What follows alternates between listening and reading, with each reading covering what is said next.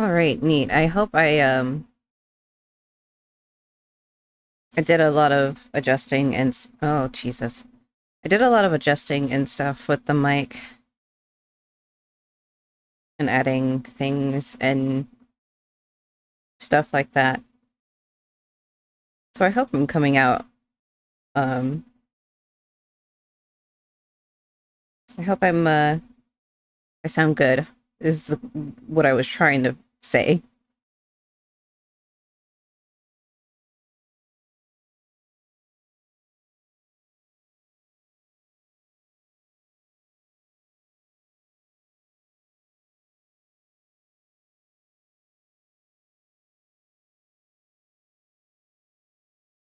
Okay, I think I sound good. Might be um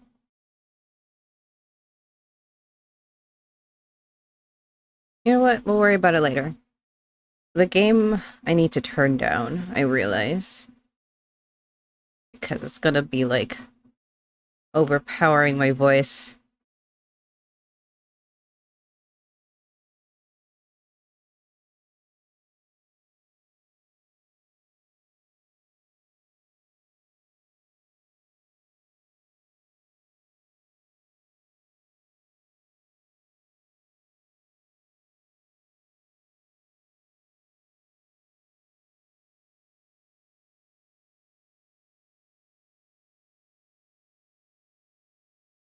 Okay. Neat. So, we're getting back into the disco. Um,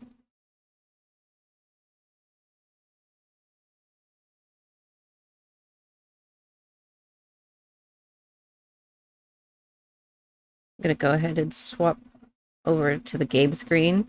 Um, Also gonna be hit with a bit of a surprise because today is a very well, not really a very special day, but like today's a day.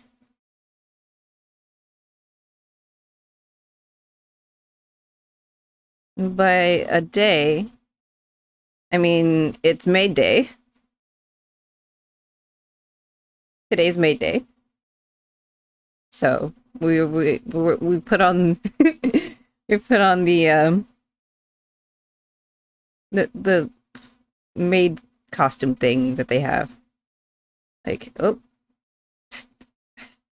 I swear I know how to use this camera. Anyway, yeah, maid, maid. Anyway, let's adjust that back. All right, that's a little awkward. Hold on. There we go. This is how it was before, I think. If not, then it's fine. It looks good anyway. Anyway. Oh, maybe I should move my camera?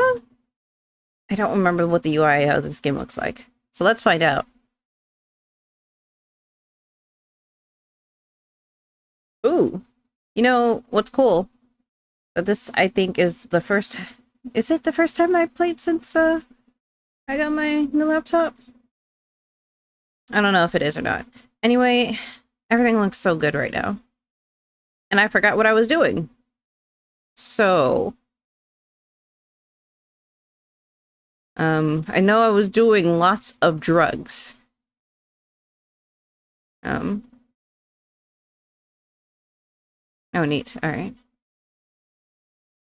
Um...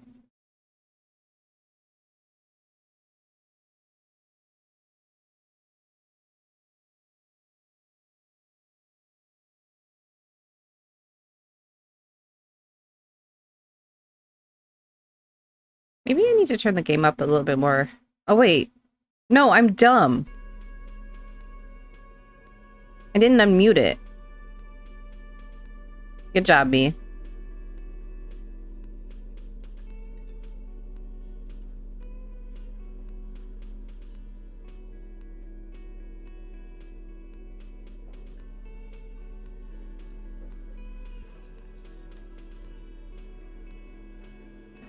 There we go. Alright, what are we doing?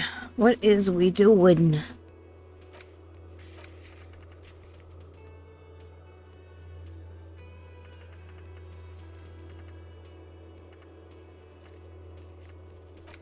Is today Wednesday? Oh, is it still Tuesday? Am I still on Tuesday? What the fuck is today?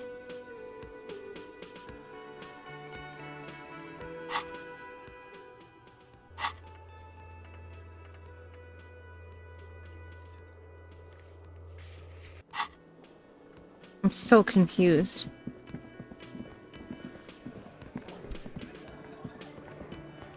No. I've got Today's nothing to Wednesday. say to you. Why? It has to be Wednesday. Oh, hey, it's our friend. Hi again, gendarme.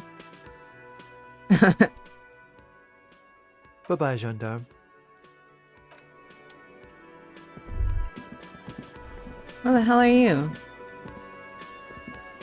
You look like shit. Yeah, you do too. And I don't mean that as a metaphor.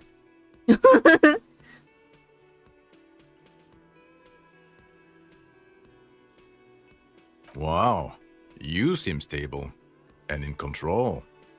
Allow me to say, alcohol really seems to have had a positive effect on you. Has it? No, what do you Oh, want? I should move my camera. Because it's in the way of the text. I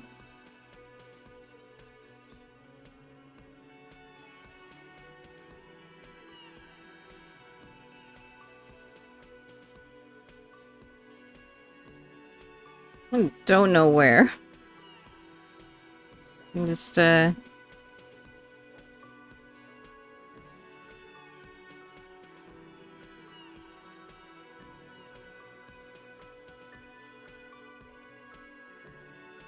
Here. I'm a character now. I'm a part of the team too, guys. Let me... No, ooh, hold on. I'm a part of the team too, guys. Look at me. Okay. Enough fucking around.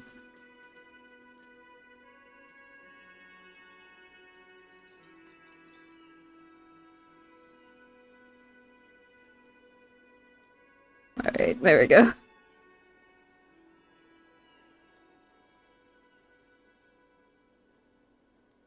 Okay, so this guy is cool. He stands there like a statue, an angry statue, and he does not like you. Yeah, he doesn't like me. Don't even try to win him over. He won't.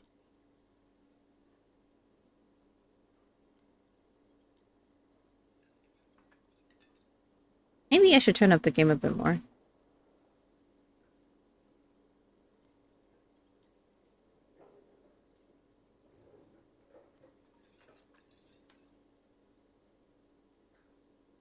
You know, yeah, there is something strange about this guy. You know Yes. what it is. It's like the two of you know each other. Just ask him. Oh, I definitely know you from somewhere. Another life.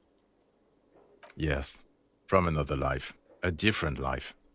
Maybe the life of a police officer belonging to the ranks of the... To what station do you think you would belong in this alternate and totally fictional reality?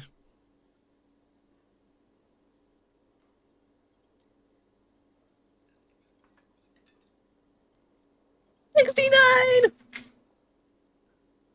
Lord. Okay, that's plausible. That's entirely plausible. Now we're really getting somewhere. Huh. Somewhere good. Uh-huh. Did I get it right? I don't remember shit. Like, I don't. Okay. Oh, I didn't voice it. Hypothetical Or what?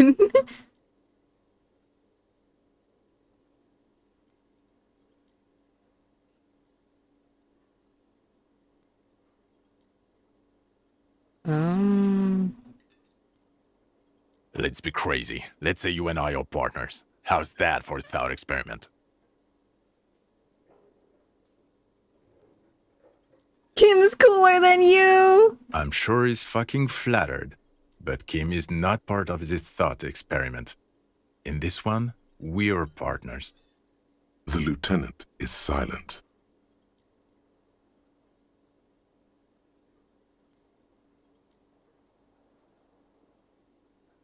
None taken, my friend. None taken. Let's be honest. There's been some purely fictional talk in our imaginary station in regards of who'd even be worthy of your partnership.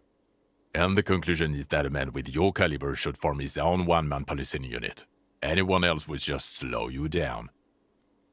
Oh no, no, no. You see, I enjoy watching other, better cops solve crimes. And let me tell you, it's been quite a privilege seeing you work. Oh boy. This isn't helping. Yeah, no, it isn't. You're not going to believe this, but police officers. Ugh. Good job, smartass.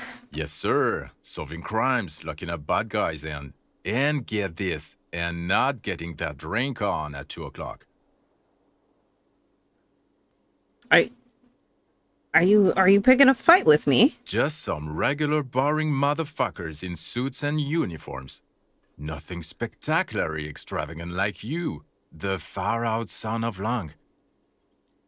Oh, it's you eccentric genius.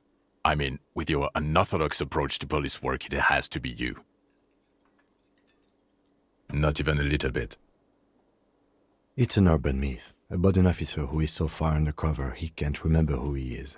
As I say, it's just an urban myth. Oh. You are not the son of Lang. He's trying to protect you from further rough handling, dished out by the sunglassed man. Yeah. Neither can I, partner. Neither can I. It's a mere second, but it feels like you saw something. A gram of compassion in that sadness. I'm not getting involved in this. Kim's like, this ain't my business. It's not my style, he thinks, glancing at the man in sunglasses and the woman beside him. Oh boy, they're mad at him. No wonder. He just doesn't recognize them. About what? You don't look like a cop. You know what you look like?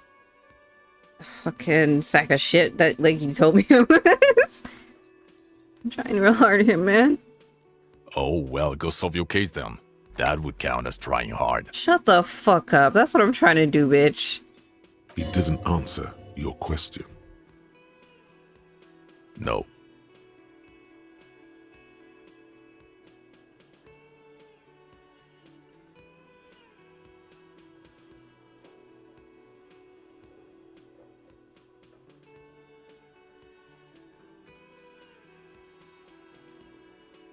No, he doesn't. If I wasn't clinically depressed, I'd burst out laughing. But I'm gonna go with no right now. Actually, I don't want to hear you say things. Come on, Jean. Okay, say things. I want to hear you say things. Hear that? He wants you to say things. Say one. Suddenly, out of nowhere, case-related things start popping up in your head. So, do you know who hanged him? Yeah, I can see that. I don't know. Why are you? Who knows why we do the things we do? Somehow, bouncing those ideas off the man with sunglasses felt calming, like you've done it before. Oh my god, there's more. You want something more? What is it? Okay, why not? Let's do the old thing over again. We're not wasting time. There is no time. You think he was hanged as a cover-up? To hide the shooting? Okay, well...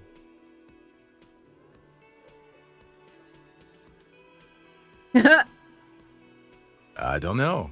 Why are you? Oh my god, there's more. Watch out for yourself, loser. That voice, so very familiar. Did you hear it when calling to your station and reporting your badge missing? Oh really? I wonder where. That's the where you remember me from?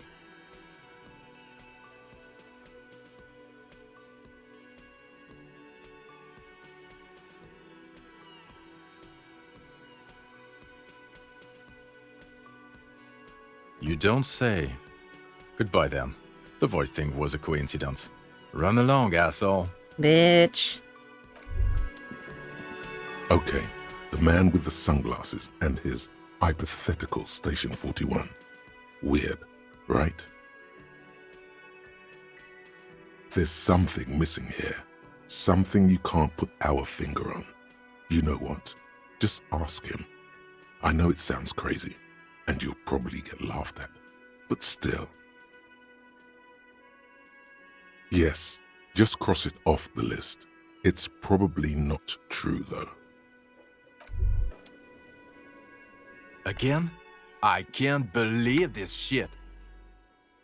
I can't believe your shit. I'm going to say no.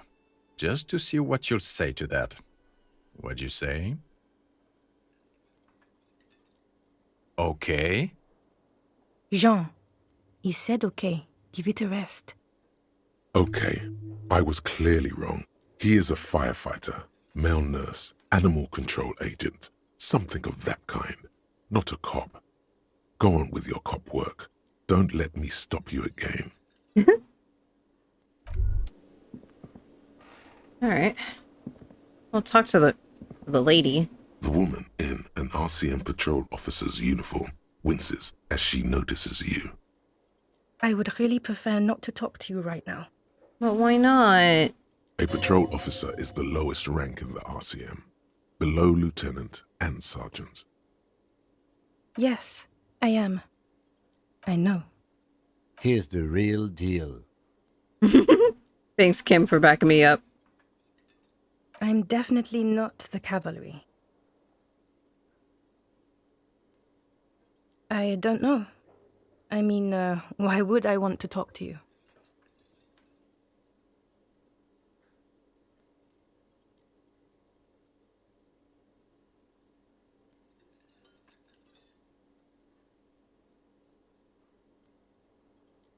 No, you haven't wronged me. It's okay. Something changes in her. It's pity. Pity comes over her. Okay, fine. Let's talk. What did you want? What precinct? Am I from? God, he doesn't know. Fucking deranged lunatic. Shut the fuck up, bitch. I'm not talking to you. God damn it, you leave her alone. Keep your weird bullshit to yourself and be professional for once, for fuck's sake. Can I actually help you with something? Yes, of course. Preposterous. I mean, you would remember if they were, right? Who forgets their squad mates? That's not possible. Of course I'm with him. Why do you ask? You're an asshole. You know what? Maybe we're both assholes. Yeah, bitch. Please, let's not turn this into another exchange, okay? I don't know what to say. Don't say anything, Judith. Me? No. I'm just a man with sunglasses. I like wearing sunglasses inside. Sunglasses and a fucking wig. Yeah. I'm just looking out for... You? No one. I'm just a man with sunglasses. And you are? Yes, a policewoman who just wants to do her job. That's all. Something about the man with sunglasses and you, the energy between you two is making her uncomfortable. He must be, like, my old partner or something. Because, he's salty.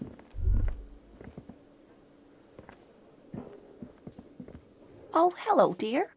There you are again. Oh my god, I forgot about this lady. She's so nice. Oh, yes. A zoologist. A cryptozoologist, to be more precise. What? It's a pseudoscience that attempts to Oh. legitimize research into mythological beasts and urban legends. That's one opinion, yes. And people are entitled to their opinions.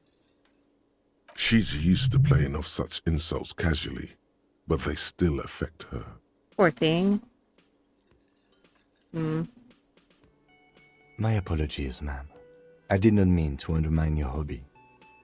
It's not a hobby, dear.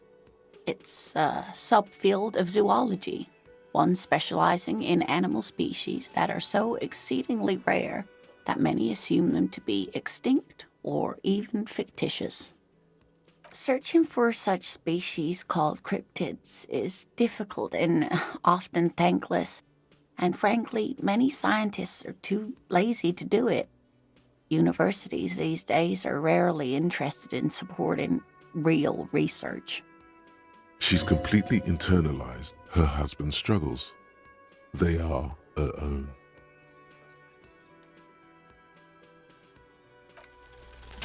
There's really no point in manipulating anyone. She'd be only too pleased to tell you about her work. Go on and ask. Oh, I'd be delighted. Truth be told, I could really use the company too. Sweet old lady. One cryptid, not a couple. One. This won't turn into some kind of cryptid extravaganza. He nods and assumes a waiting posture. Cryptids, cryptids. Let's hear about all the interesting cryptids. Yes, it's the kind green ape. Half war story, half undiscovered species in the genus Homo. Yes, it was reported by soldiers in South Safra during the war. The kind green ape would visit bunkers during the night, healing wounded soldiers with its saliva. Indeed, there is. It's our closest relative among the cryptids. Same taxonomic family, different genus. Which is to say, the kind green ape is a species with which we share a common ancestor and that evolved parallel to our own. Just like your partners.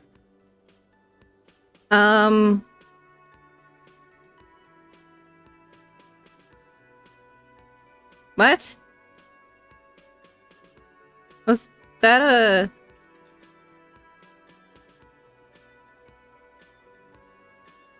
Was that racist? The lieutenant looks at you, pleasantly surprised.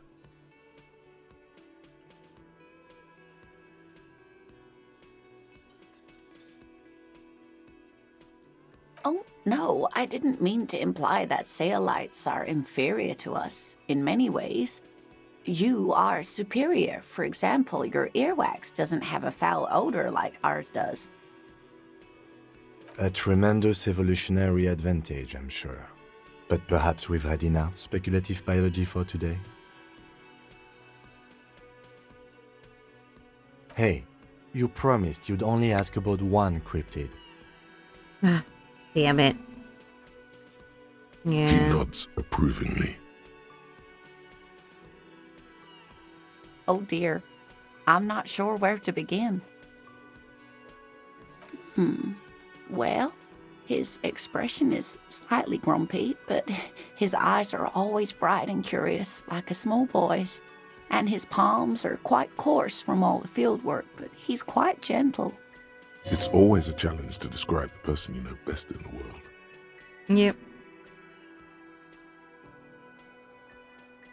Oh, well, he's a bit shorter than you, but with a larger frame, and he has longish white hair, usually a bit uncombed.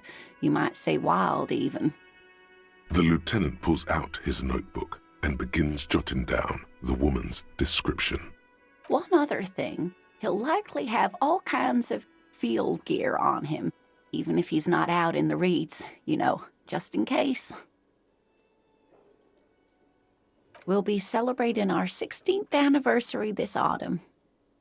Not the Aw. most numerically satisfying anniversary, but I like the less obvious milestones even more somehow. That's so precious, actually. Via dating agency, I'm ashamed to say. Oh. I was looking to get back into the scene after recovering from my accident, and he'd just divorced. We hit it off, and, well, here we are. She's skipping over some important parts. Uh-huh. Perhaps you'll find out more later. I hope I've been useful. Interesting.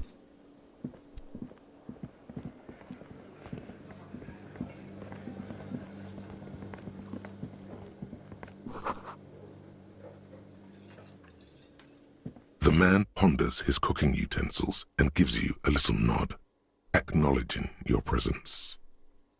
He looks up at you, then looks away quickly, shrugging and muttering something to himself. Shrugging is an international sign for, no, I don't know what's behind that door. Yeah. Stay masculine. Lord. I forgot. Oh yeah, we did go in there. Like a pinball thing.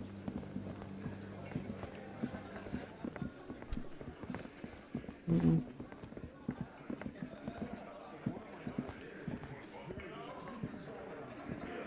It's you again. Yeah, What it's is me it? again.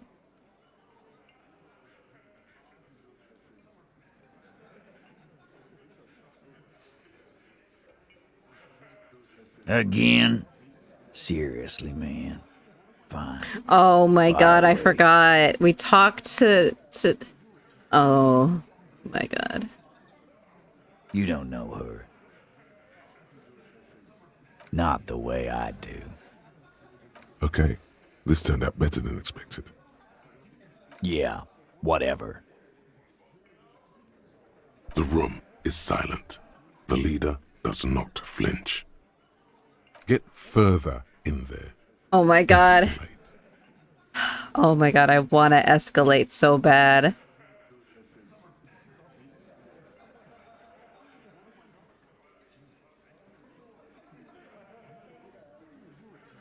What the fuck is this? You wanna fuck with me?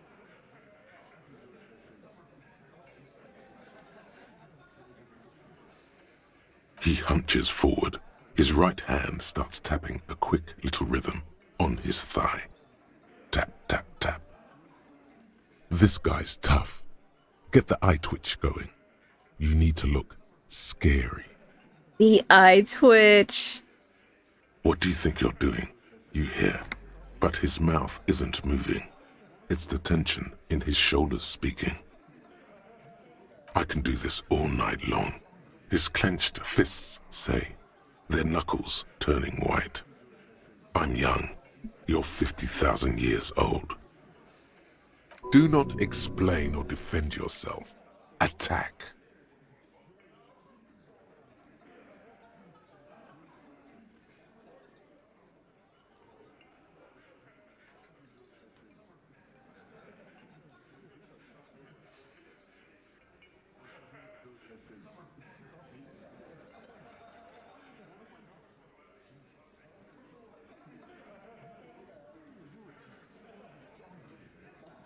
See, the second choice speaks to me on a personal level.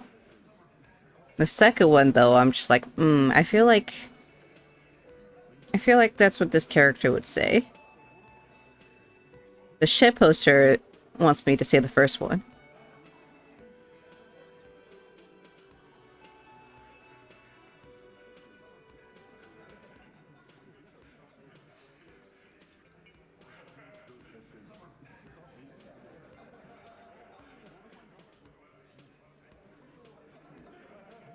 Probably.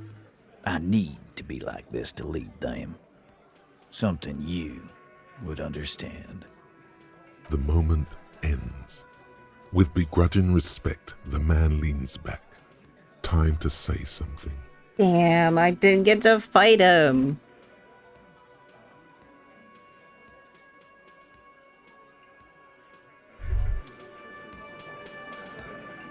think I can talk to her again I've got about nothing anything. to say to you. Why Yeah. are you wasting?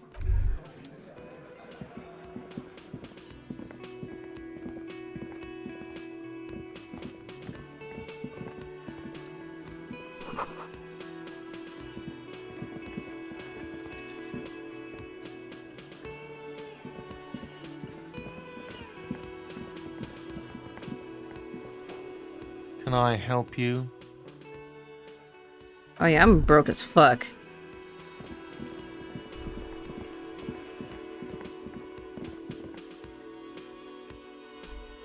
How the fuck do I even get money?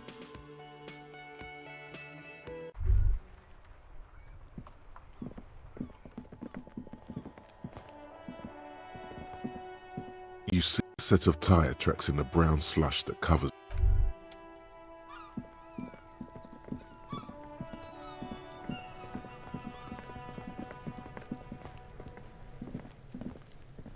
What do you see?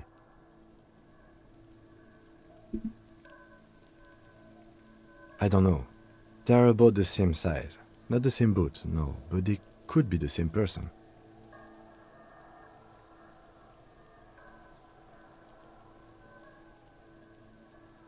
No, these prints are pretty standard. The ones in the dust looked custom. Or maybe they're just a foreign design. It's a boot print, whatever the case.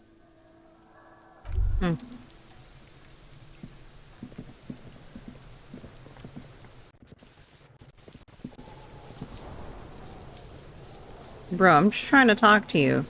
Kuno's like Kuno's dad? Kuno doesn't give a fuck about anything. Kuno doesn't fucking care.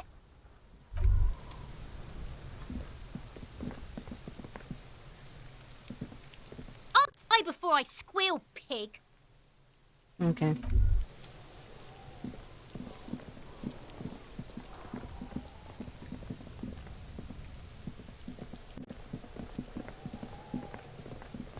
Maybe I should go find the old lady's husband.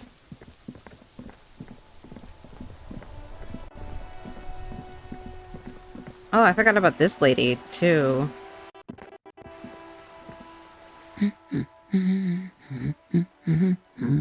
Excuse me? I don't know. The most talkative one? The what now? No, you're not. Don't think that. You're the cockatoo who offered to find my stupid husband. Let's leave it at that. Oh, She doesn't want you to be the fuck-upper too. oh my god, that's actually really sweet. No, there are things there.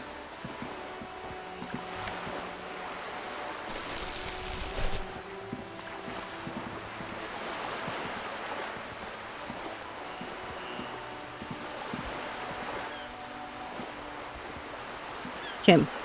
Kim, please.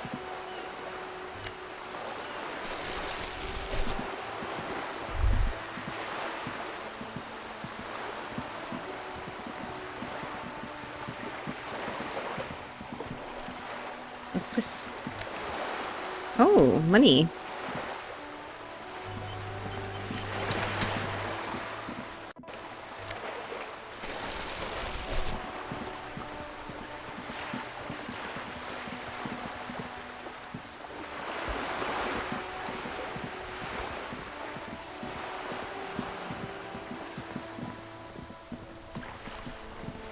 These old dudes.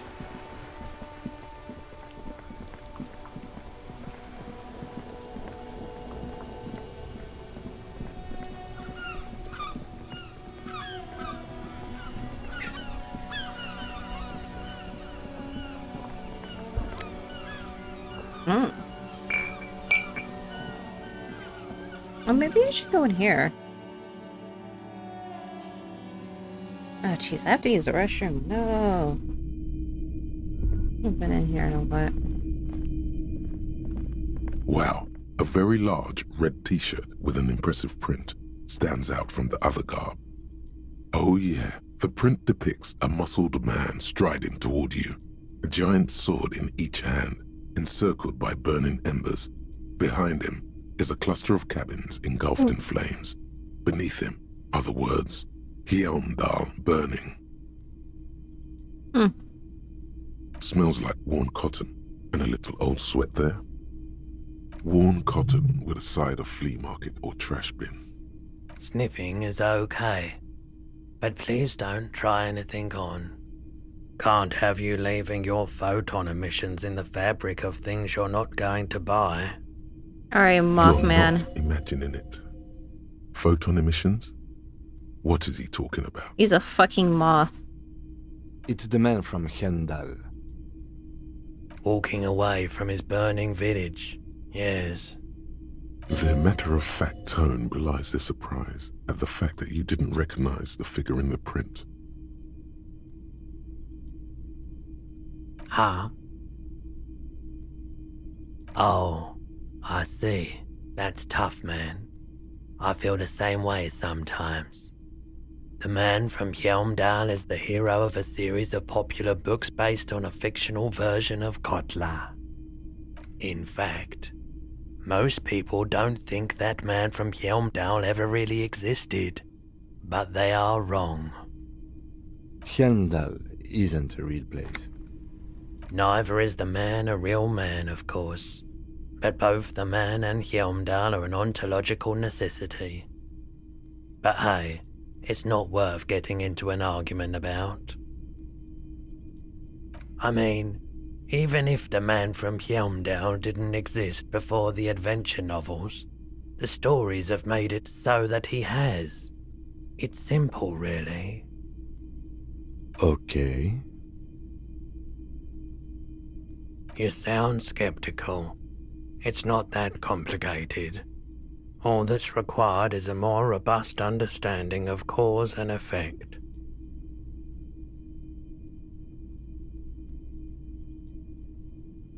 Besides, I've been to Kotla, though not quite as far north as the Hjelmdal, and watched northern lights travel across the sky. Very unique energetic tides there. Very, very unique energies, indeed. Geomagnetic ley lines, one might even say. Thanks, Inland Empire. 2 real. That's dirt cheap. But why? I sympathize, I do, but this is a for-profit enterprise. Damn. I'm like 2 cents short. That's fine. I don't need the damn shirt. A typical Martinez streetlight sits Oh my among the God. sooted floor and table lamps.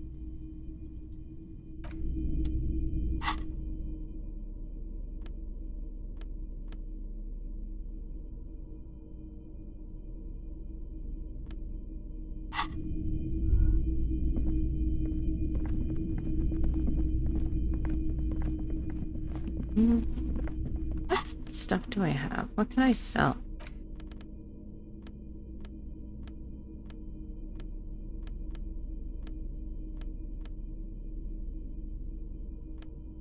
Don't want to sell the gun.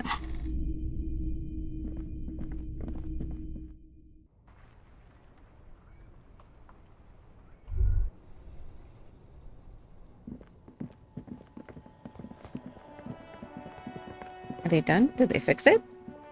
A rusting control panel with loose wires dangling out from the hole where an indicator light used to be, and a mechanical lever sitting in the middle. You grab the handle Yay! and pull the lever up. As soon as the metal connects against the Oh, contact jeez. pins, you hear I need to a use the loud restroom. clunk. Then, the water lock starts moving. Yes!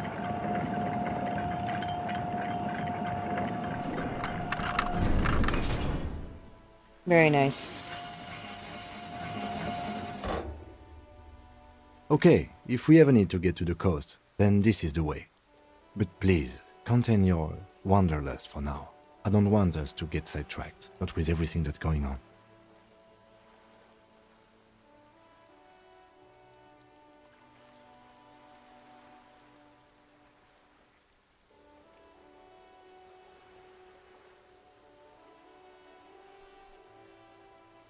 I'm gonna be right back. Like, just really quick.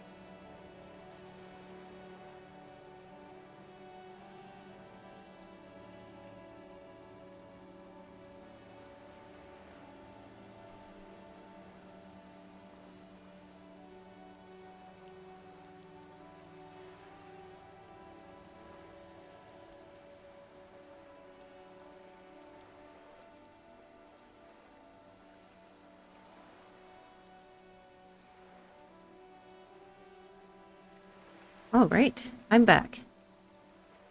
Back to game. There you go.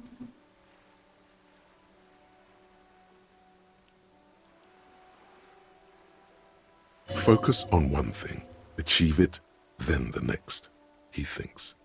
That's the task chain.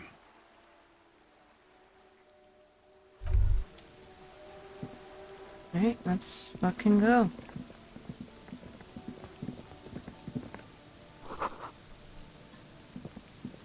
Oh, there's money on the ground. Yes!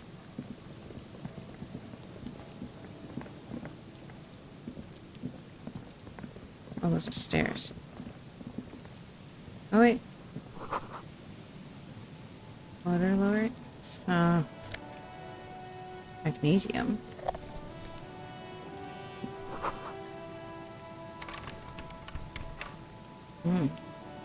Shit's locked.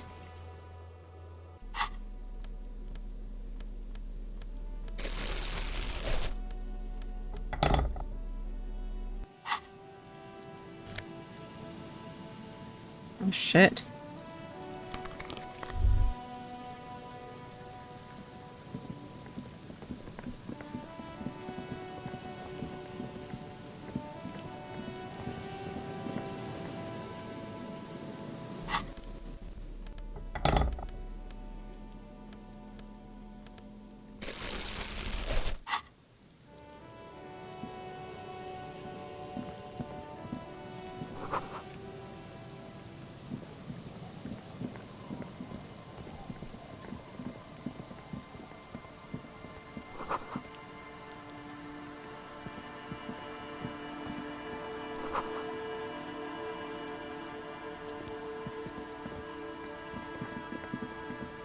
There's more money over there. There are footprints. I want to see what's over here.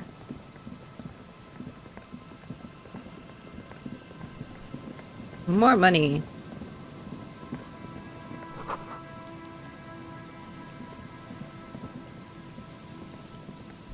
Kim. Kim, you're blocking my way of money.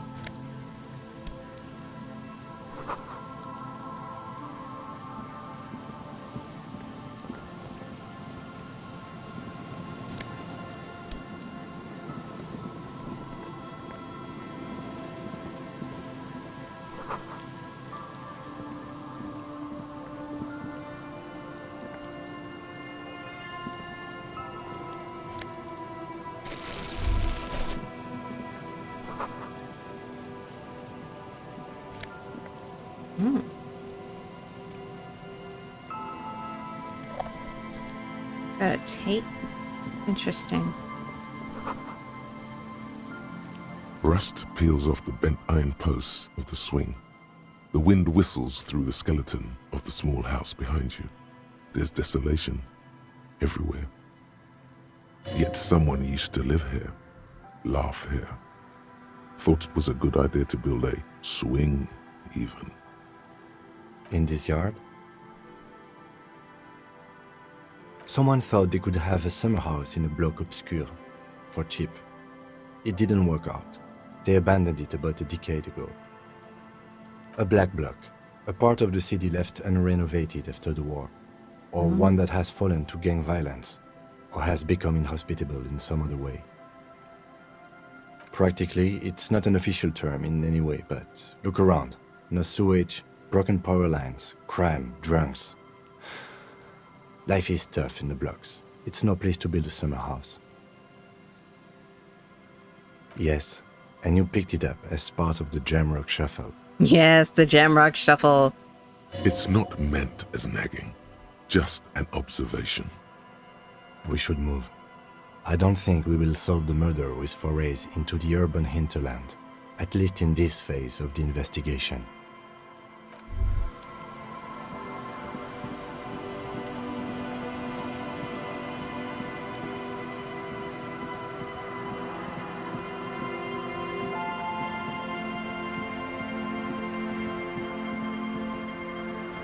There's a lot of crap over here. Wait.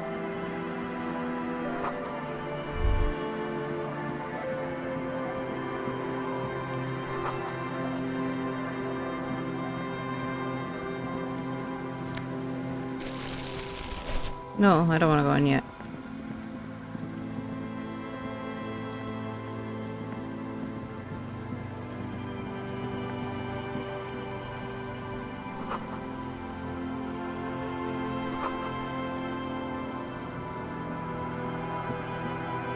Oh my.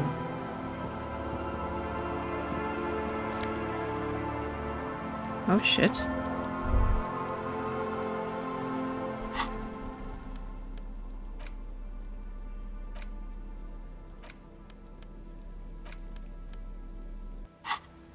Hello.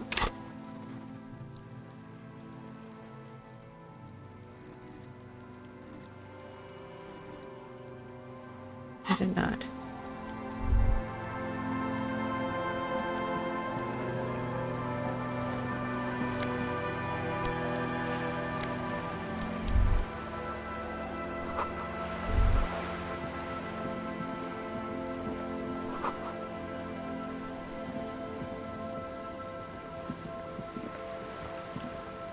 A banged-up motor carriage lies half submerged in the icy water, slowly sinking into the Insulindian Ocean. Only the cabin top, rear wheels, and the engine remain visible. It must be cold and lonely down there, in the icy water. Remember the tire tracks in Martinez? This is where they were leading. It appears to be so. I agree. We should definitely investigate. You get a sudden, sinking feeling. Stomach acid comes up as you look at the motor carriage in the deep, dark, cold water. Why the doom and gloom? It's just a sunken motor carriage. Some motor carriages are bound to end up in the sea. The motor carriage is properly stuck in the ice. Getting it out would require a team of specialists.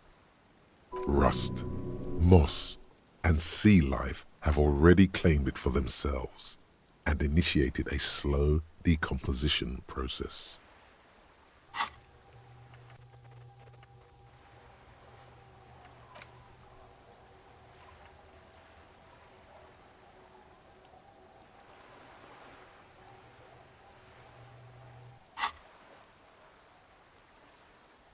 The logo is too deep in the murky water.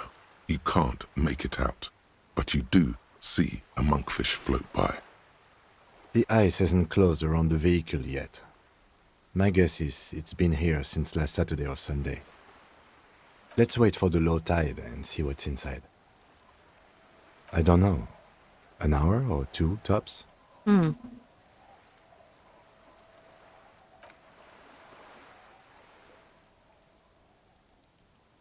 As you sit down in the old, rusty playground, the world around you becomes very silent. The hinges creak under your weight, dangerously so. Nothing but the sound of seagulls high above in the sky, echoing like distant laughter. Ice cracks around the blue motor carriage in the sea. Yes, it does. Let me think about it. Oof. Well, we passed this one. We're probably gonna make him mad. Spit flies from your mouth to your moustache, your chest, the ground before you. Can't whistle. No sound, though. Damn. Raining heavily here, Chief. Mind keeping it down a bit? Oh my god, necktie, please. The lieutenant must think it's rather funny. He smiles and quickly turns away. That's right. Just keep at it. It will come to you. With his lips puckered, the lieutenant lets out a beautiful, melodic trill that puts even the insulindic thrush to shame. You hear the sound echo on the large body of water. Clouds race across the spring sky, and suddenly you just feel better about everything. I would do anything for Kim. The clouds pass in the sky, and the shadow of the swing moves like the hour hand on a timepiece. 30 minutes have passed. Looks like this might take a while. Time to present a good topic for discussion.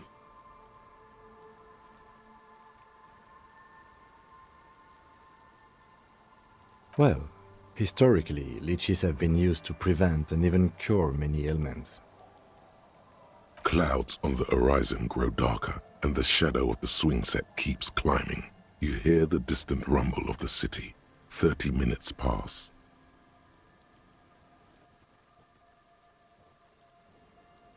God, I hope so.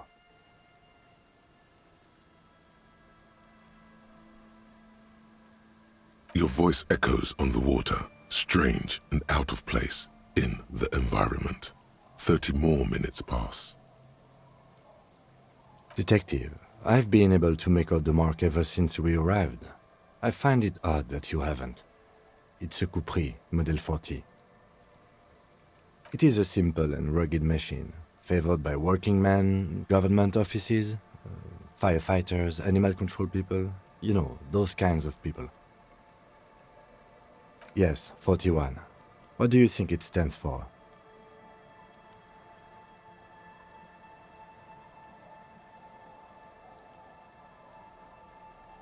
A precinct, yes. A police precinct. Precinct 41, your precinct. A massive pit opens up in your stomach, and the most terrible feeling comes over you.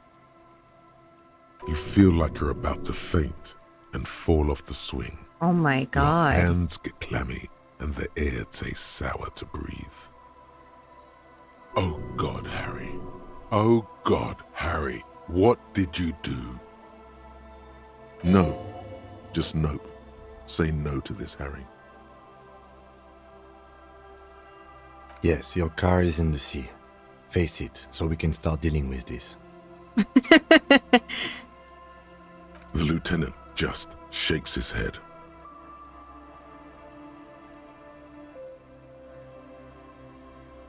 I'm afraid so, yes. Yikes. It looks like you drove your police motor carriage into the sea after you jumped across the canal. Of whom? I don't think so. If anything, you were probably drunk. Probably. Try definitely. Detective, we don't. A rescue operation really isn't viable at this point. I'm afraid it will have to be there like that for many years. Look at it. Parts of it might be salvageable, but overall, this machine is a write-off. That is very unlikely. All the electrics are toast. That goes for the electromagnetic steering and brake systems as well. You'd be lucky to find one undamaged component in there. In a few months, there will be nothing but rust left of this vehicle. It'll be cheaper to buy a new one. Well, not cheaper. This motor carriage costs 40,000 real. But in the long run, it still makes more sense to buy a new machine than try to refurbish this. Let's face it, this is a substantial loss to your district's budget. I mean, my station only has 4 other vehicles in addition to my kinema. People are more valuable than machines. Training a police officer is even more costly. Oh, Kim. You're too good for this People, world. yes, but not you.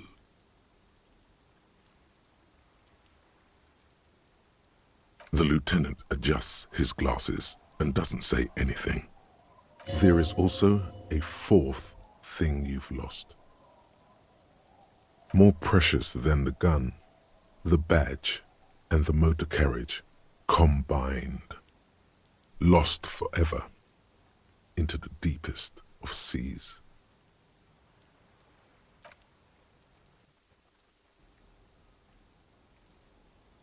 Yes, let's go take a look. Alright, let's get this breakthrough. Magnesium-based life form. We tell them, hell no. You're about to become a magnesium-based life form. The age of the primitive carbon man is done. No longer must mankind rely on slow-working background radiation to take us further into our genetic destiny. This is the era of guided evolution, and magnesium is the key. You are the first of your species. The next step in human evolution. An advanced magnesium proto-man who mags it up, drinks it down, and sniffs it sideways.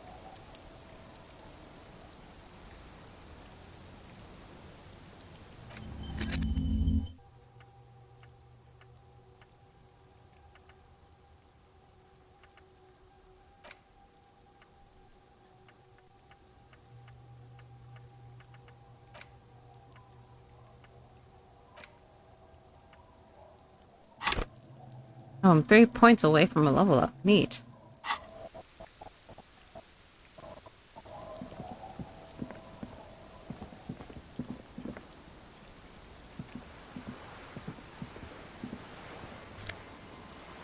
Oh my god, my fucking badge?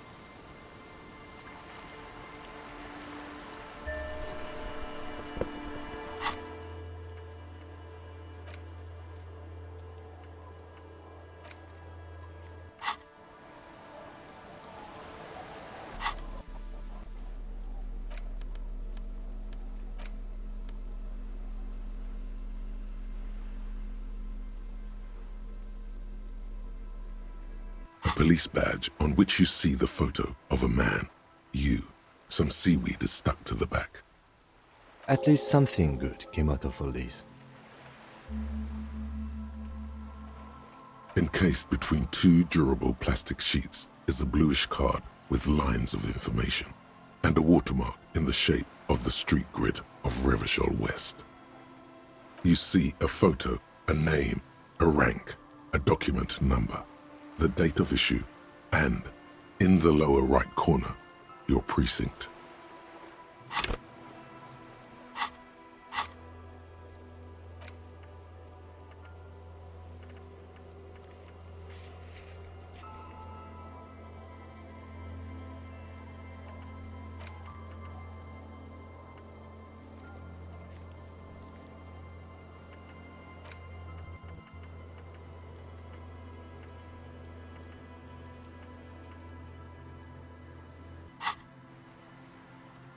The man keeps winking at you with his green-grey eyes.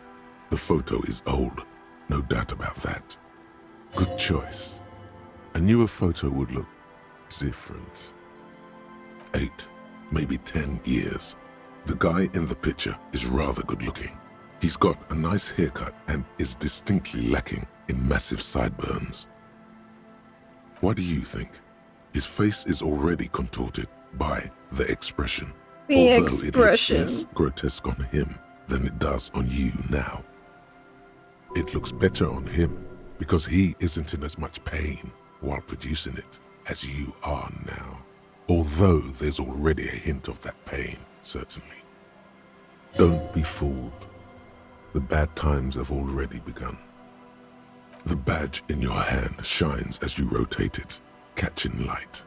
You see lines of information on it, and a shining watermark. Harrier. That's long for Harry. So you are Harry. Evrard was half right. Probably not a lot of people know your full name. Whoever told him you're Harry Dubois didn't.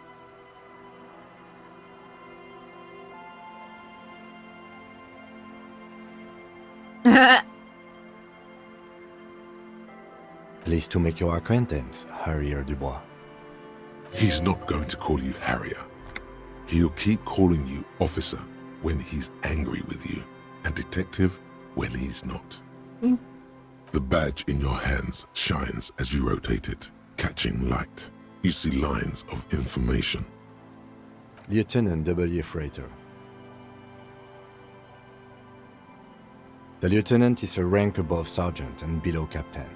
It's the highest rank in the RCM that still does field work. I am a lieutenant. The title of Freighter is added to your rank when you decline a promotion to a higher rank. In your case, captain. You have declined twice, thus you're double Freighter. There are many reasons one would do this. The rank above you in your precinct's décomptage might be taken, or sometimes promoted officers do not want to replace their superiors out of respect. And sometimes they just prefer the type of police work available to their current rank, in your case, lieutenant. Heavy-duty case-solving machine.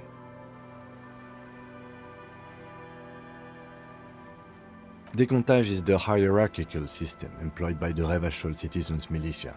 It means counting down to twos. The lowest rank is junior officer, usually teenagers. Then there are the patrol officers, then sergeants, lieutenants, and then a captain. That's basically it, except for a few kings. Kings like satellite officers and the additional freighter rank I already explained. The long and short of it is, you're his superior.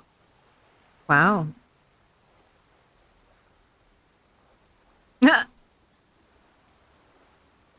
You are given the title of satellite officer if your partner is quickly promoted through the ranks and you rise with him. You don't seem to be a satellite.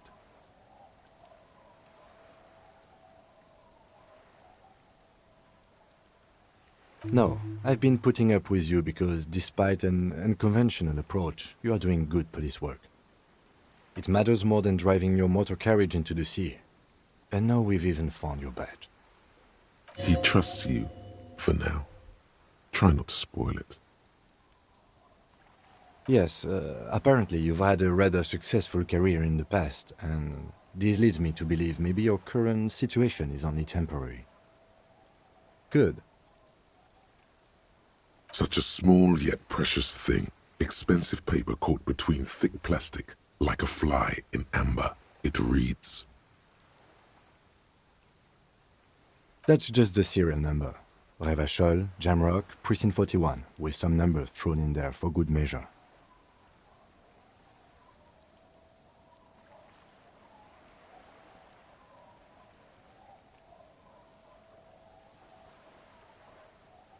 "4 months ago.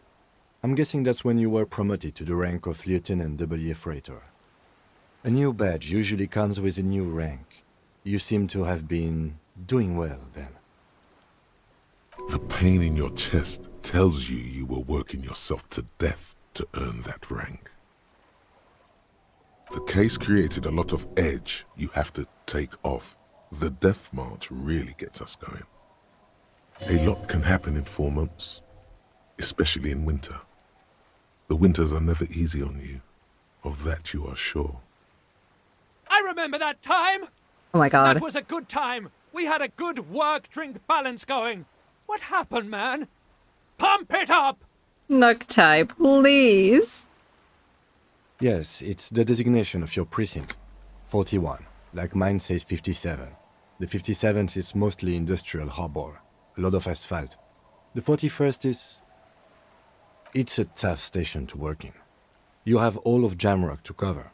That district should have 3 precincts, but money is what it is. It's no wonder you are like you are, he thinks. But then again... It's a legendary district, and a hell of a station too. It must be an honor and a curse to work with people like Price, McCoy, Berdiaeva. And you? Is it an honor to work with you? Don't ask him, ask yourself. The badge in your hand shines as you rotate it, catching light. You see lines of information on it, and a shining watermark. Wow. We really just found our badge. There's no way to listen to the tape without a working tape player or portal reel at hand. But even just holding the tape makes you feel a little sad. A pawn shop would have a tape player. Mm-hmm.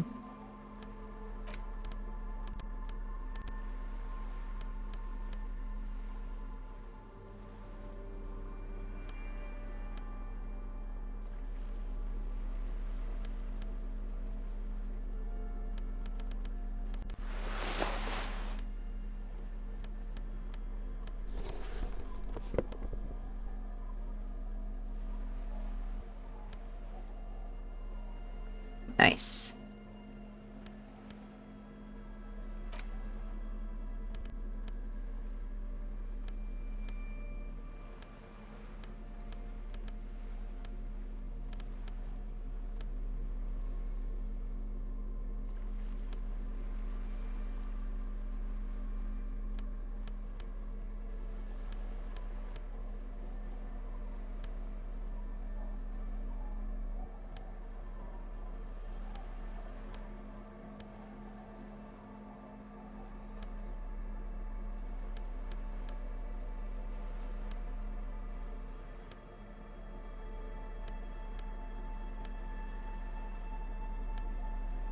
Okay.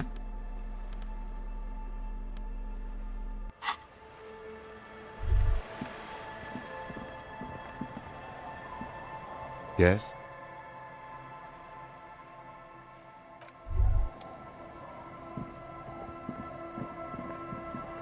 Where's... Oh, homie must be in that fucking house. Alright, Oh. Quick travel? Oh, shit.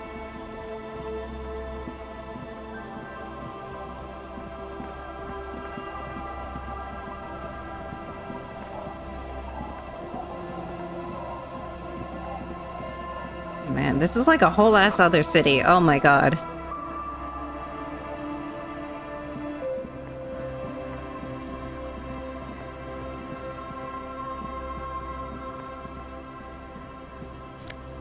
Ooh, pants. Kingdom of Conscience. The fuck is that?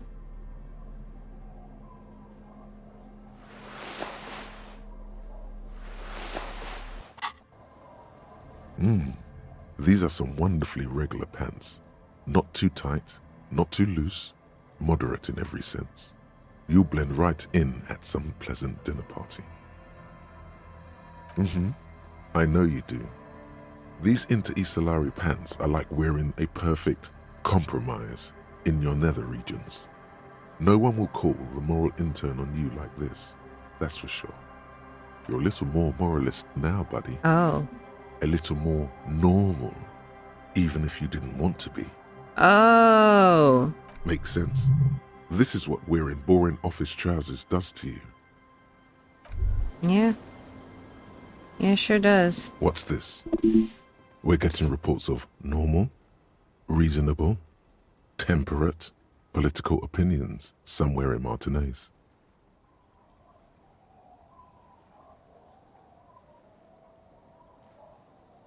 It's also about that, but it's also more.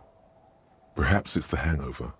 Perhaps it's a temporary surge of serotonin, but something tells you it's time to become a citizen of the Kingdom of Conscience. The fuck is this? It is not a place. It is a moment in time that can only arise in the right circumstances. In all of human history, it's only been achieved a handful of times. Incrementally.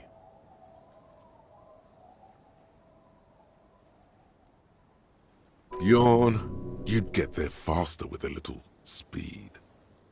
History's greatest catastrophes have been brought about by people trying to make the world a better place. Too quickly. That's the genius of Dolores Day.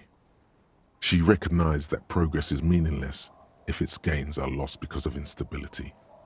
Real, lasting change can only come about gradually, increment by increment. Tisk tisk, just because you live in the present doesn't mean you have the right to place your needs above the needs of the future. You may never live to see the Kingdom of Conscience. Your children may not. Even your grandchildren might not.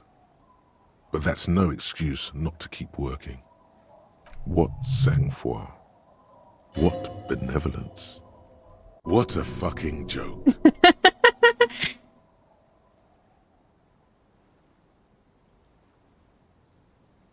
Do you believe the status quo is preferable to chaos and bloodshed?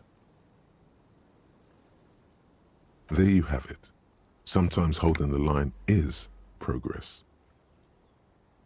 The kingdom is difficult to comprehend and even more difficult to describe, partly because humanity will need to discard many of the categories that define and limit it today. The Kingdom of Conscience is post-capitalist, post-national. It's also post-industrial, post-ideological, and even post-sexual. See, I don't know if electrochemistry would like that. He thinks it's boring.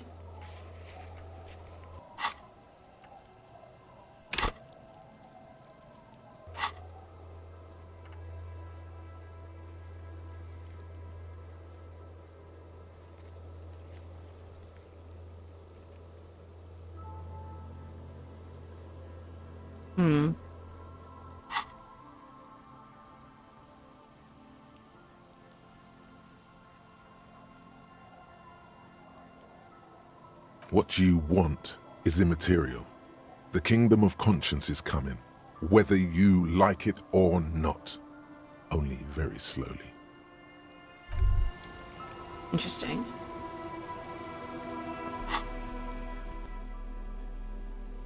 I don't want to put those pants on anymore.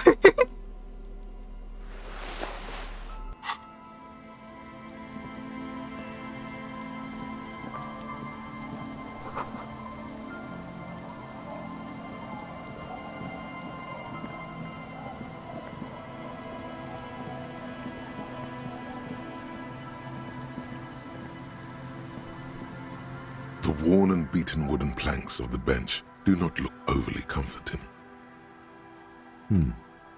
We can sit on benches after we've solved the murder. Let's go. You can revisit the Oops. bench if you ever need to pass the time when Lieutenant Kitsuragi is gone. That sounds about right. Oh my god, speed?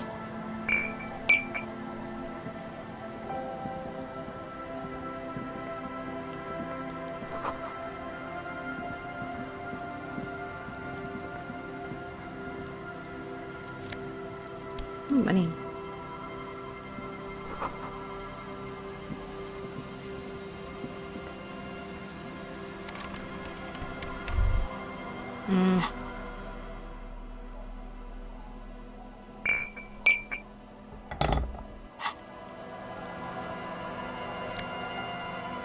Magnesium and money.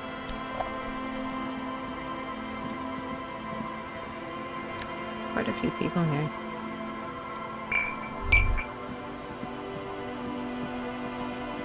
You stop mid-step and put your hand on a garish necktie. Uh-oh. That bottle, Bratan! Just look at that bottle! In this drunk's hand, on the pipe there, glowing blue, a mysterious, otherworldly blue, filled to the brim with holy mysteries. It's hard to know what exactly your vivid interior is speaking of here, but I'm guessing it's got a lot of alcohol in it. Oh, I think this is about so much more than cool. Please go talk to him. See what it's about. I'm drawn to it. Uh-huh. Maybe later.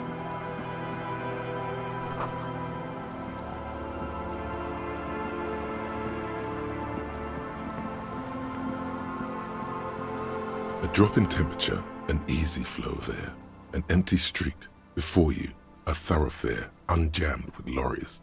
No more drivers smoking on hitch steps. Just silence. Chemically sweetened. Across the road, a forgotten bus stop. Corrosion has opened a hole in its roof. An elm tree watches over the building. Its branches are dripping with rain and snow. The road is smooth and motley, craters filled with a black asphalt. The asphalt, first laid, is grey already. A row of tenements are under construction in the distance.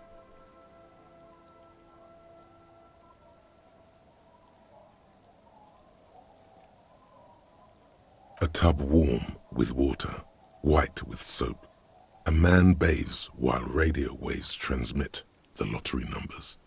4, 18, 21, 4, 1. A modern washing machine rattles a drawer full of silverware. His boyfriend is on his way home. He brings tins of meat and vegetables with him. Their pockets are heavier with money, but only slightly. Gay. Number 312D. Young girls used to come here, huddled up, hoping for more warmth than their thin coats give them. The bus took them to school. It has not run for 8 years. There were not enough girls to sustain its cost. Craters pocked the surface. Children played in them until heavy trucks full of black pitch rolled in. The landowners have filled the craters with money. It is a vital artery of the flow of trade. There's one bump on the road. A dead dog lies flat about 200 paces away, right at the turn. Tragedy comes from the wheels of a fast RCM vehicle, hurrying to work. The cold washes over you. The sound of the sea has grown distant. The wind moves the aerosol. A detective stands behind the boom barrier. A breeze moves a curl of his hair. Wow.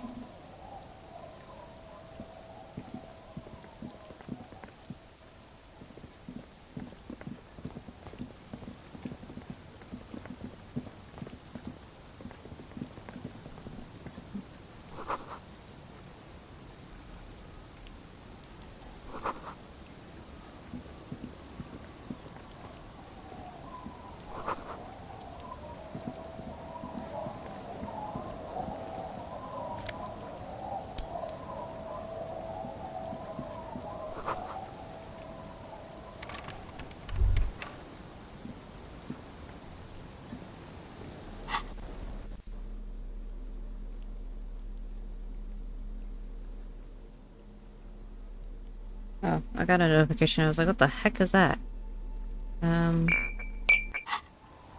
Anyway.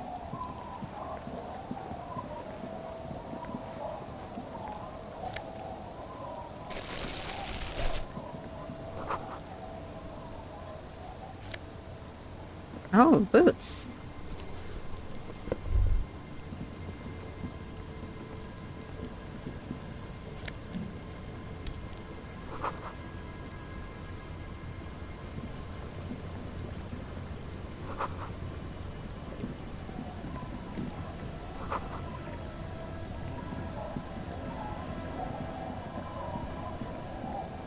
Yes, I'll talk to you.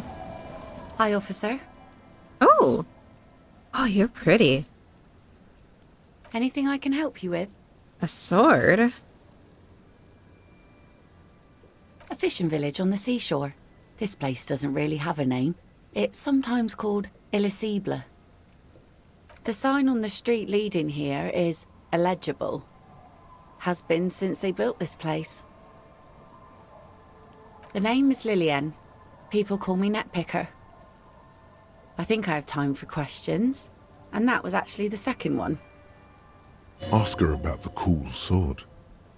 Helps to break the ice. Let's see. Who are you looking for? I don't think I know what these are. Care to elaborate? Aha! Like snowmen. Two odd guys have been wandering around here, nose in sand, talking nonsense about snowmen and the like. Right. Not only snowmen, also green men, monkey men burning rhinos. You get the picture. I don't really know. Further down the peninsula, I guess. I mean, that's where they were heading. Huh. Who else are you looking for besides snowmen? Yeah, I'm not really looking for that anymore.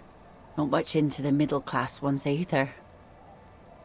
Could do with some landed gentry, but apparently they don't make those anymore. I wish I could help you with that, but I haven't seen your working class husband. Maybe I can help you find someone else. She seems genuinely sorry for not being able to help you. Well, how can I assist you then, officer? Oh? No. Well, how can I assist you then, officer? Unfortunately, the factory sold this one with a 3-year warranty instead of a story. It's to intimidate folks, mostly. Not really. I know some basic moves, and I know it sure as hell beats a knife when you're in a tough spot. But not when you're in a tight spot. It's a regular mass-produced sword, like a shovel or an axe. Nothing fancy, just for intimidation. From time to time, people need a lesson in respect. That's just the way it is. Back in the day, I caught the eyes of many men. And believe me, men need a lesson in manners from time to time. Some went to patch their wounds, their lesson learned. Others were more thick-headed. And one of them, I ended up marrying. Guess I enjoyed the way he bled. Huh. If it is, then why the melancholy? Gone. To the waves.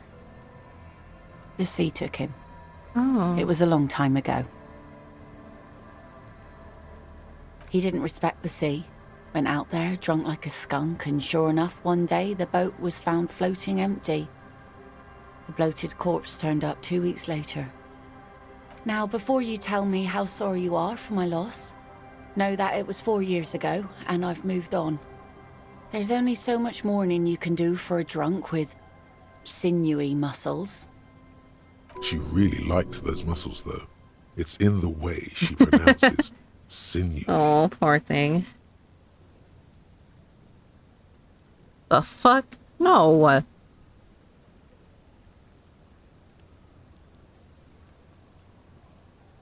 Us working folk don't have the luxury to be bedsick with melancholy. I buried him, mourned for an appropriate amount of time, and went on. Life didn't really change that much for me and the kids. Oh, she has kids. She's a mom. This is neither a touchy nor a very interesting topic for her. She looks like she's ready to go on a date with another, no. better, drunk. Ask her. Both of you could need some action. Do it! Hit on the widow! It's the right thing to do! Necktie, please. Like I said, fish mostly. Sail the waves, take care of the kids, pick nets. Right now I'm tarring a little skiff. I sell the fish to people in the Delta to serve at their fancy restaurants. Authentic Insular Indian cuisine. Sometimes I also walk to the beach to see what the sea has given up. The sea is full of surprises. This is what is called a conversation. You don't have to be guarded right now. Wood, pieces of glass. Every once in a while we see dead bodies. Human, animal, fish, other odd sea creatures. A mine washed ashore once.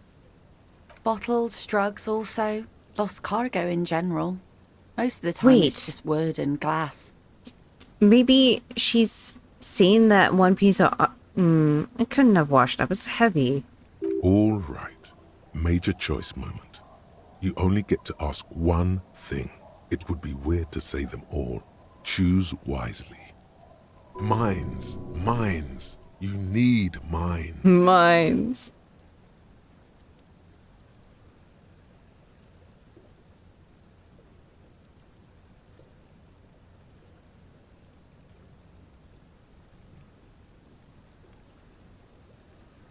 Well, you're barking under the wrong tree then, officer. I have no interest in floaters. Seen enough of them in my life already. Very unattractive bunch. Yeah. Maybe steer clear of the things reminding her of the floater she used to be married to. Oh Just my saying. god. Him's presence makes it awkward. Oh, that's so funny. Okay, yeah, no, we're not doing that yet. Sure is. The sun, I call her. Coated with a fresh layer of tar just yesterday. It'll take some time for it to dry, assuming the sunny days continue. Aye. Sunny days. You got a problem with that? No, ma'am. We have no quarrel with sunny days. Good. It would have been bad news had it turned out it wasn't a sunny day. Bad news for the skiff, bad news for the nets, bad news for the kids. There's a moment's silence. She looks at the rain streaming down the yellow belly of the boat. In time, when the sea turns and the winds settle, she will be ready. Waves wash the sand. A skiff moves across the mirror-smooth sea, far away from here. A lone passenger, a fast sloop in the distance. White sails.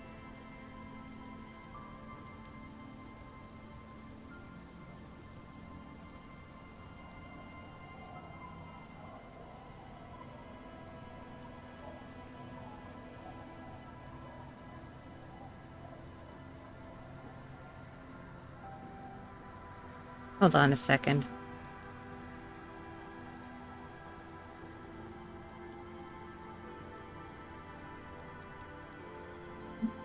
Oh, jeez. You know, I just realized... Where's my TV remote? I think my I'm hearing my PS4. I'm like, why am I hearing the PS4 sound? Because it's... I didn't,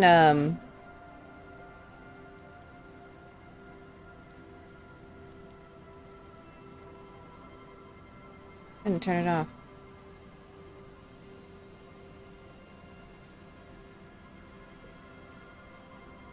There we go.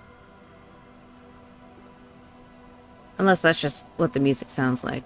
It just sounds really, really like the PS4 sound.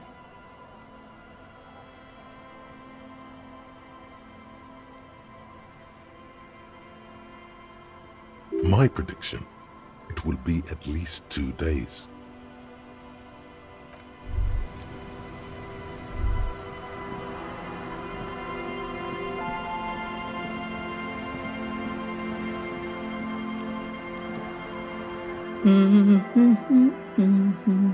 Welcome to the fishing village. Please lean in closer. I have cataracts. Oh, welcome, police officer. We don't cause any trouble around here. And we don't want any trouble either. We are not here to cause any trouble, madame. Trouble? Say the second thing, Bratan! Shows you got style! Oh, of course. Last time we saw you around here was 12 years ago. You also came to take care of trouble then. Wish you did. But still, in Martinez, you're considered an ill omen. Oh, the usual. Dark tidings. Black hound. That's you, all right. A black hound licking your own heels. Maybe they are afraid. Because you're an ill omen. But you're still welcome here. As long as men with guns aren't chasing you. And maybe even then. Because that's the kind of fishing village we've built. I'm sorry there's not a lot of room to park the motor carriage. And not a lot of houses. Or a lot of people. My kids are long gone, searching for treasure. So are others. Ah, look at me ramble on. What brings you to us? Just us. It's barely a village anymore. We almost don't exist. This is pretty much a non-place. A gap. A blank spot on the map. Just a cluster of nameless shacks on a nameless street.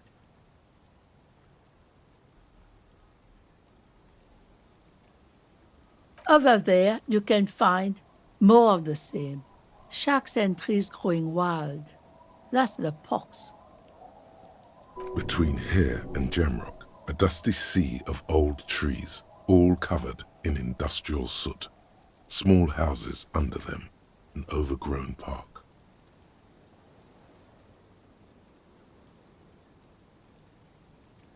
An old military hospital and its surroundings. Or it used to be, during the time of the suzerain. After the war, it was turned into a goodwill hospital for shell-shock veterans and folks looking for some quiet in the old sanatorium gardens. Now the area is crisscrossed with nameless streets and makeshift cinder block houses, shacks as far as the eye can see.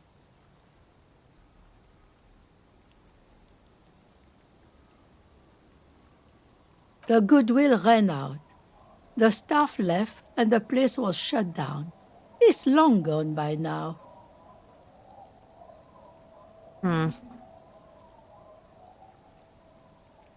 Here, for you? No, officer. The only money we have here is some coins the drunks tried hiding from their women and then forgot about. Well, there's Lillian and her kids. A few new folks live in the house to the east, but they're away right now. And then there's the drunks. Not a pretty sight, but there's little we can do about it. Home is home, even for them. Lillian is tough. Tougher than the men here, at least. If it wasn't for her and the kids, this place wouldn't have a spark of life left. Sooner or later, you'll see for yourself. Don't have to look long to find these guys. She nods, rinsing another piece of cloth. Not much. There's the abandoned church, the DeLorean Church of Humanity. It's been there since before my time, even. Some things just don't fly, officer. Look around. Who'd go to church here? They built it 300 years ago. Must have been nicer then. So, they don't hold services there anymore? The Ecclesiastes? No, we've tried, but things just keep happening. Crime, accidents, other things. The place never stays open. It's a pity. It used to be such a nice church. She's not telling you all she knows. Keep her talking. Well, there's that music. Music from across the sea. Huh. It started a few days ago, and now it's blasting even through the night. And now, suspicious-looking people are sneaking around the church. I don't like that. Perhaps the mysterious music is somehow connected to the case. A Rusalka, or a half-demonic Apsara singing. Before you get to the church, there's some ruins, an apartment complex, or some kind of electrical plant. Run-down bunch of houses, empty. I don't know exactly. A pre-war place. It used to be something. Before the war. I wasn't here then, you know. Was born in Samara. Of note, the old fish market up on the boardwalk. But it's closed. No one. That's why it's closed. It was once a bustling place, back when I was young, and so was everyone else. Now, what catch we do bring in goes straight into a lorry for the Delta or somewhere else. Oh my god. Why are you still sleepy? Oh my god. What? You're one of those real estate people with big plans? If you want a development opportunity, you can check out the abandoned building over at Land's End. Used to be a supply depot, we think, sending goods and ammo across the bay. It's jammed shut though. We tried to get in, see if there was anything to sell or scavenge, but it's impossible. And now you know everything there is to know about this coast.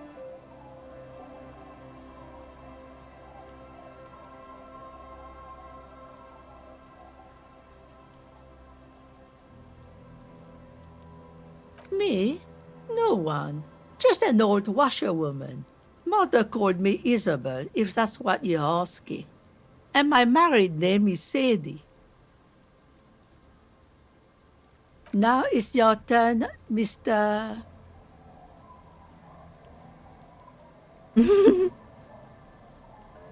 Quite a handle you got there. So many titles. One of them double.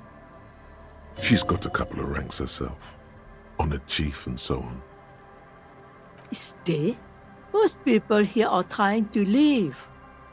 That said, if lodgings is what you're looking for, I've got a free room in the shack. I won't charge you for it. Take it as a gesture of goodwill from the village to the RCM.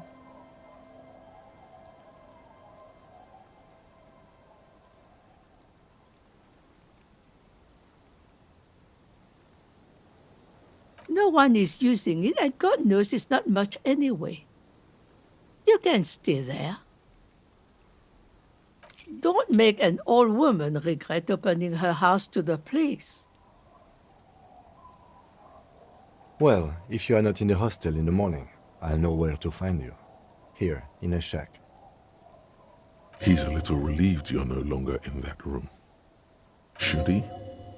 This environment encourages one thing, and one thing only. Drinking. Finally, you have those lamos of matinees off your back, Bratan! This looks like a great place to bring chicks! Oh god.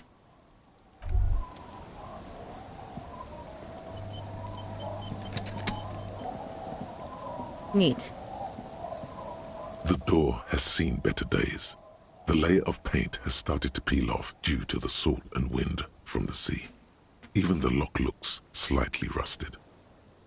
I'll wait outside to give you some time and privacy to check out your new living arrangement. But just so you know, after we are done with the day, I'll still be staying in the whirling in rags for the night. We'll meet in front of the shack in the morning. The key turns with a satisfying click. You can enter the shack now.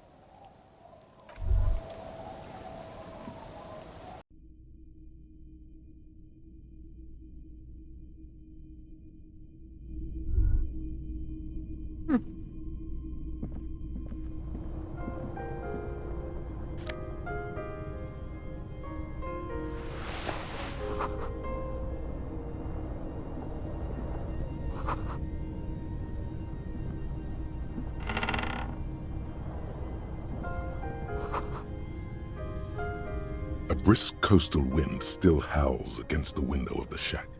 Occasionally, the waves crawl in under the foundation, producing a low hum. The room feels muffled, like you pulled your hat over your ears. Outside, it is cold and windy, but you're inside, and it feels safe and warm. What is this place to you? Excuse me, what the fuck?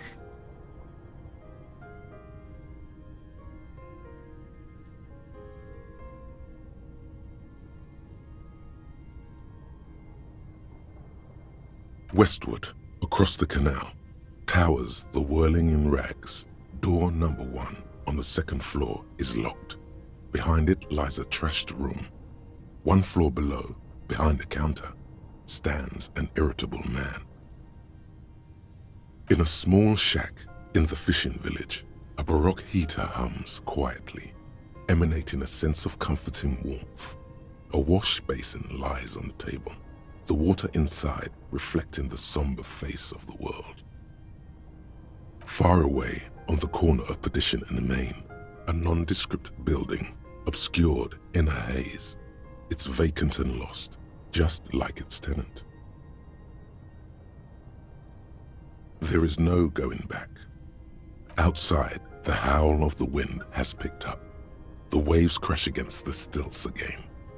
It's as if you think the thought, but in someone else's voice. Look under the floorboards.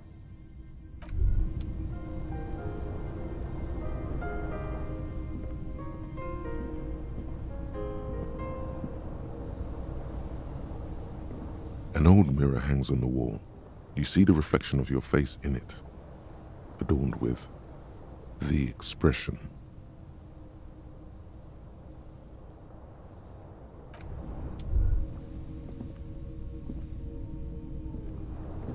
On the table, you see a bowl of water, a rough soap, and next to it, a small hand mirror.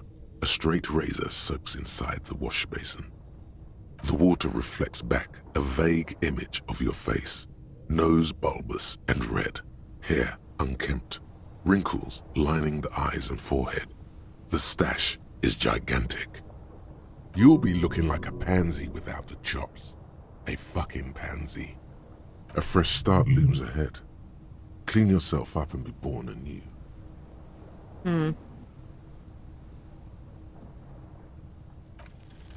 Like an artist with a brush or a master swordsman, you use the small mirror and the straight razor with some soap to remove all that unkempt hair from below the nose line. The sharp blade chafes against your skin, producing a scratching sound. The surface underneath the beard feels tender, the air brushing against it chilly. I don't like They it. feel so smooth, surprisingly so. A feeling of freshness overcomes you, as if you just came from a cold bath. The water reflects back a vague image of your clean-shaven face. Despite the bulbous nose, unkempt hair, and persistent swelling, you look a little younger, maybe. The beardless nature of your cheeks makes the expression seem even more like a terrifying grimace.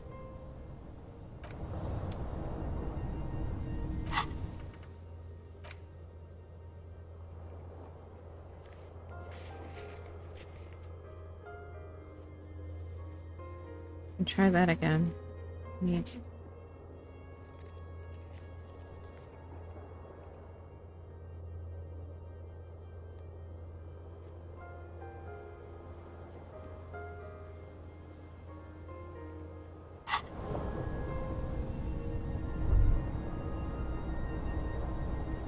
An old mirror hangs on the wall. You see your reflection in it. The expression fixed to your clean-shaven face. You're still not accustomed to it.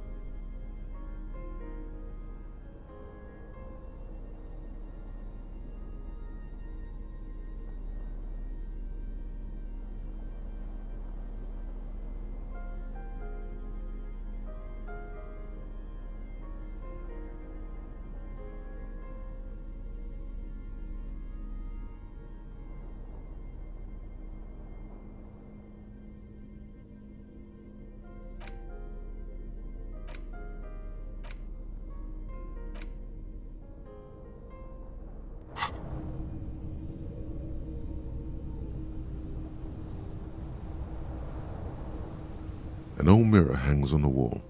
You see your reflection in it. The expression fixed to your clean-shaven face. You're still not accustomed to it.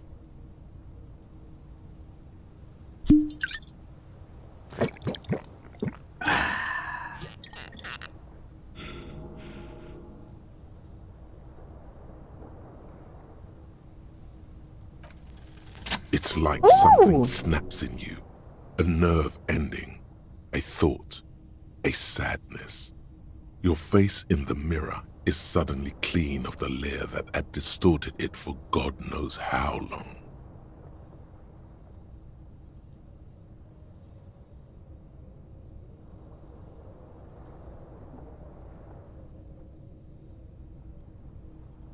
That's my face right now.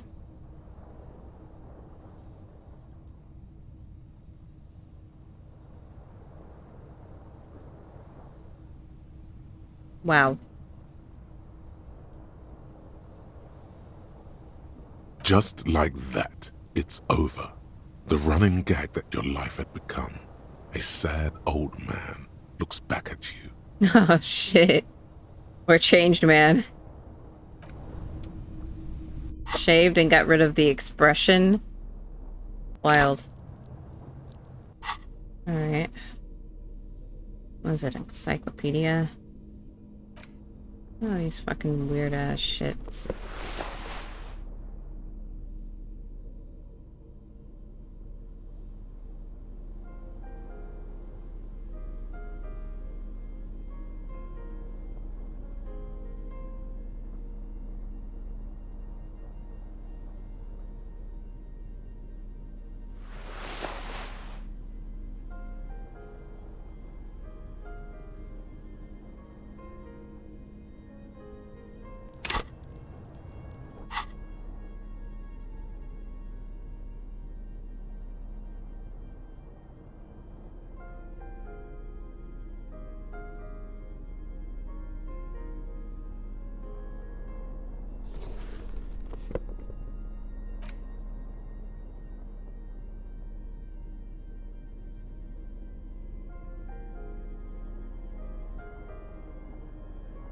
Hmm.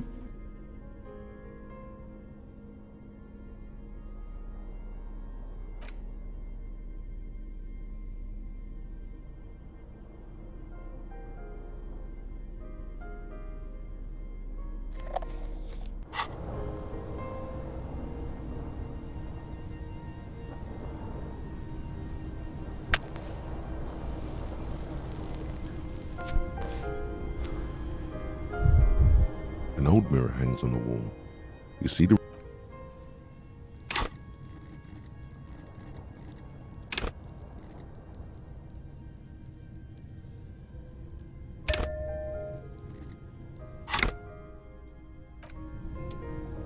An old mirror hangs on the wall.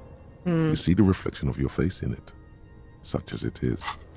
A regular, clean-shaven police officer.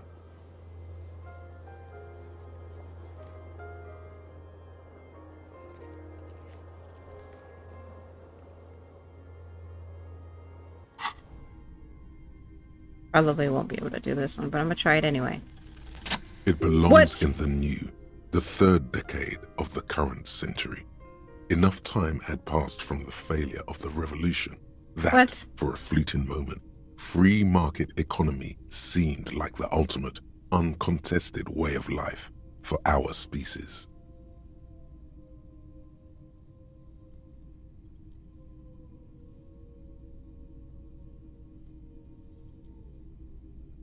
Things were good. It was smooth sailing. People made gold and champagne-tinted interiors and facades to suit the times, calling this the new style. But more importantly, disco happened. Disco? For Revachol, your city, that meant only one thing. Guillaume le Million. Out of the dazzling swirl of disco music, in an open-air boîte de nuit, somewhere in Revachol West, Guillaume's blonde mane appeared on the screen. He sang some bullshit. Then he made the expression. Everyone loved it. Maybe you thought some of the stardust would rub off on you. Maybe it did. Either way, it's all gone now. Only the grimace remains. The click is used to spur on a horse. It also features heavily in Guillaume Le Million's regional mega hit, Don't Worry, Your Pretty Little Head.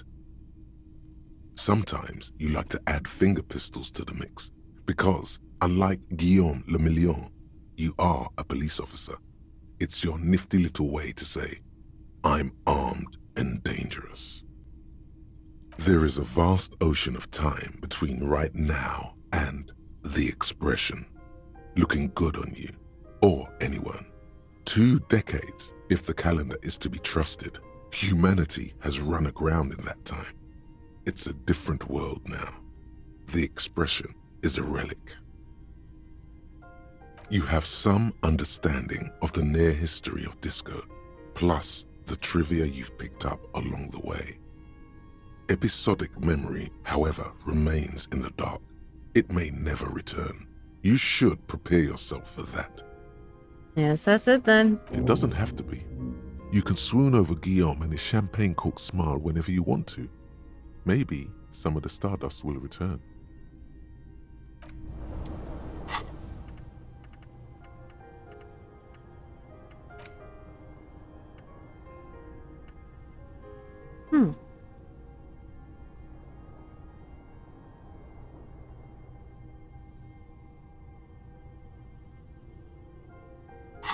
Interesting. On the table, you see a bowl of... An old mirror hangs on the wall. The bed is comforting. Gotta look under the floorboards. We came in here and Kim's gonna be like, who the fuck are you?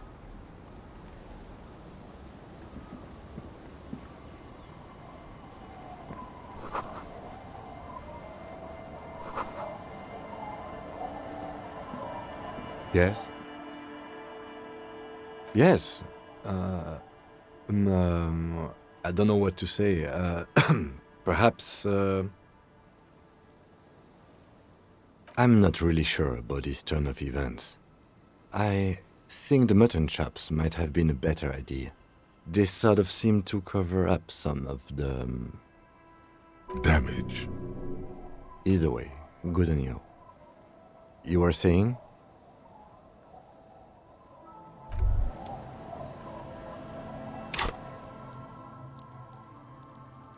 Next is logic.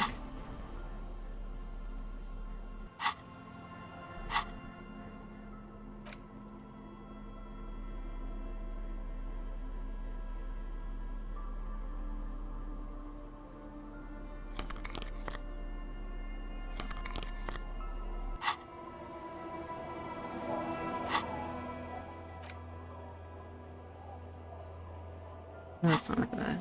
I forget how this shit works.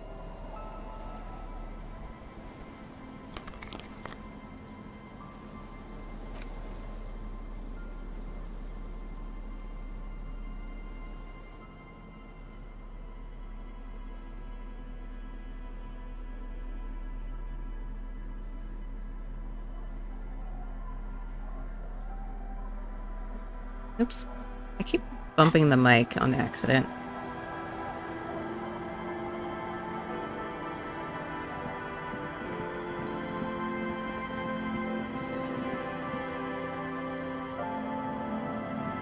Not the kiddos.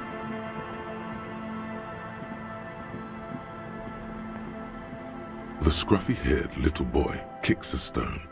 He can't be more than 5 years old. The other one looks indistinguishable from him. He watches his brother kick the stone with his tongue lolling out of his mouth. This one doesn't say anything, kicking the concrete with his worn-out sneaker. Lily's our mum. Aww. The stone kicker laughs suddenly. His head is too large for his shoulders. The other one laughs as well. Maybe there's some kind of reason why they're laughing. An interesting reason, somehow tied to the case. The boy stops laughing and looks at his toes. Oh, okay. So now he's shy. Now he's not talking, just wobbling around like he's afraid of something. The stone-kicking one becomes frantic all of a sudden, as if that's something to be scared of. The obvious fact that you just stated. He looks just like me. The boy doesn't answer. His brother throws another rock. Both of their hair is covered in some kind of dirt. The rock kicker was just being shy, but now he's enthusiastic again. You're bad with kids.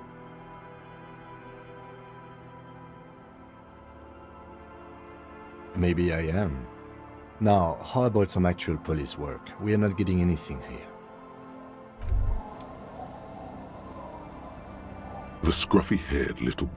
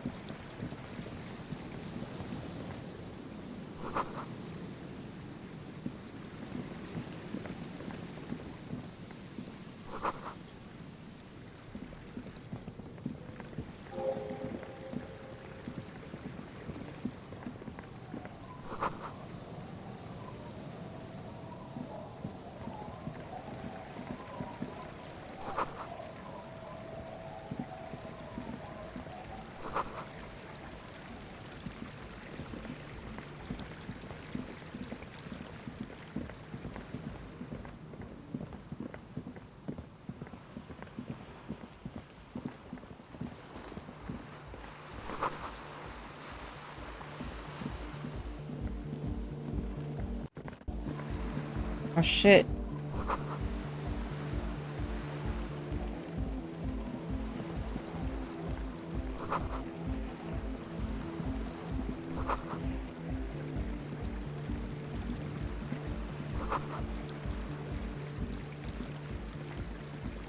A pane of Eternite has been planted into the snow. 2 poles are holding it up. Barely holding it up. It could fall over any minute. A stronger gust of wind might be enough. It looks like a makeshift bridge. Could be convenient. The pane falls into the icy snow with a soft thunk. We should ask that girl on the ice what's going on here. Mm-hmm.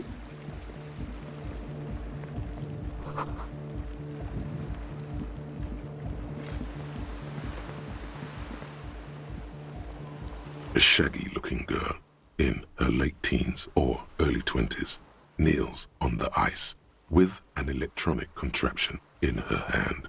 Hearing you approach, she looks up. Oh, hello there. It's cold out here, but she's not wearing a hat. She must be freezing.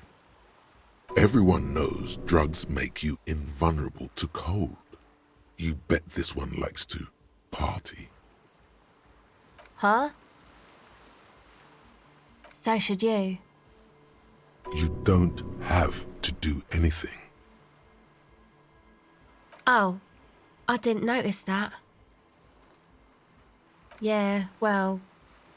Look man, fuck the hat. Your pulse rises. What did she just say?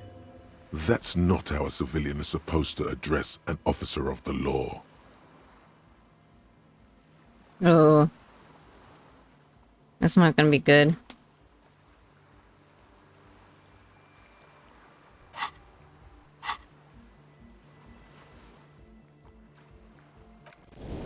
Lots of feeling. Feel it up. Way up.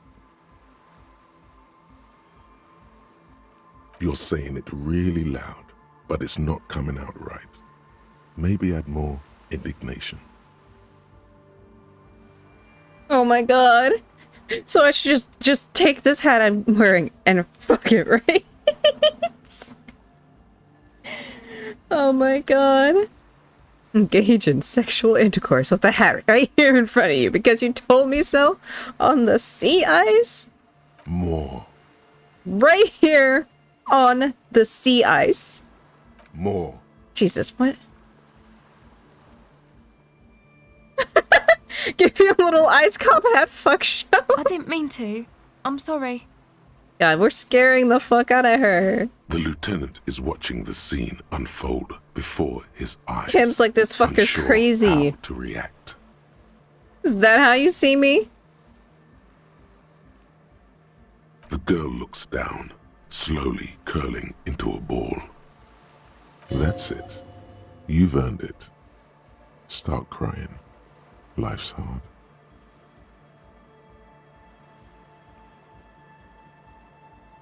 The young woman has kept her eyes trained on her wires, waiting for the sorry spectacle to end.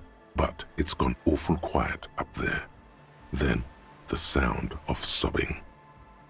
Looking up, she sees a grown man on the wrong side of 40, his face bloated from alcohol and God knows what else.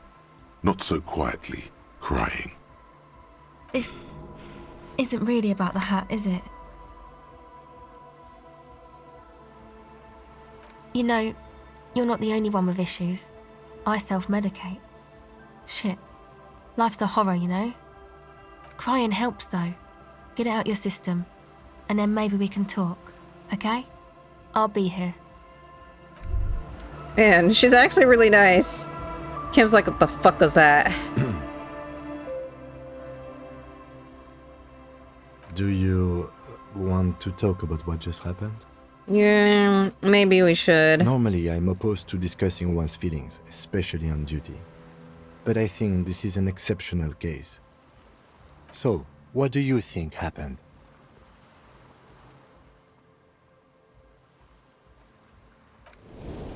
Thy pen of lies runneth dry. Best to simply deny the truth, bold-facedly.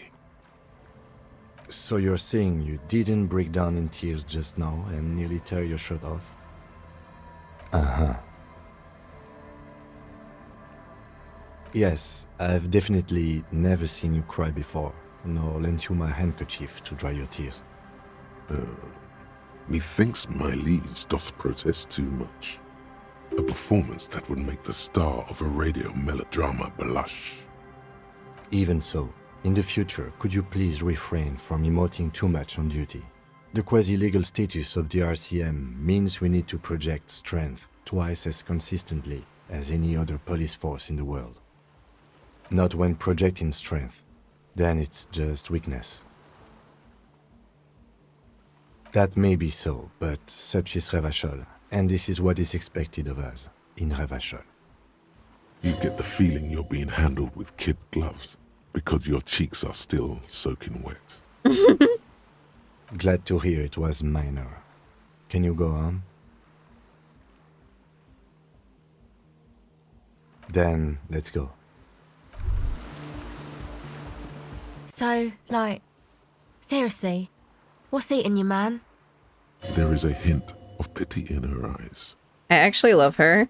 Her hair is dyed blonde, with dark roots showing, and she wears thick black eyeliner. Most men wouldn't call her pretty. There is a manliness to her, a coarseness.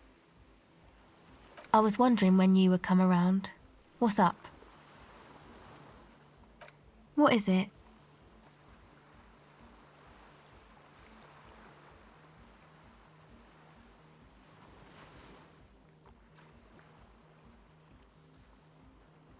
Oh, really? Oh my god. Oh my god, I just got a fucking Steam achievement. Am I Big Commie? Yep, I'm Big Commie. So the thing that's got you crying in front of strangers is social justice?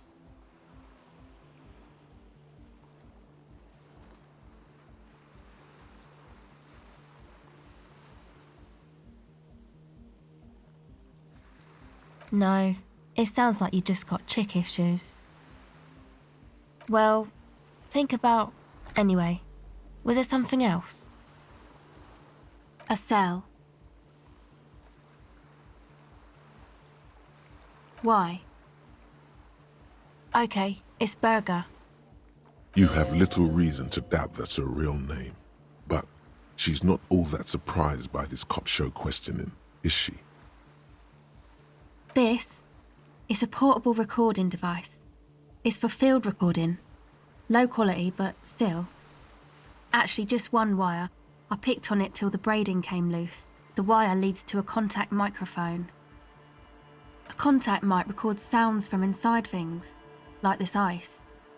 Your mangled brain would like you to know there is a boxer called Contact Mike. No. Damn. You're welcome.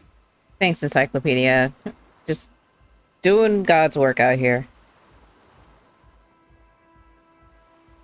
Yeah, I record stuff with it. No. This is a contact microphone. It's for recording inside solid objects. Contact mic just beats people up. That's not fair. And an understatement. The mic? I don't exactly know. Somehow it doesn't pick up vibrations from the air. The book said it only picks up structure-borne sound, if you like technobabble.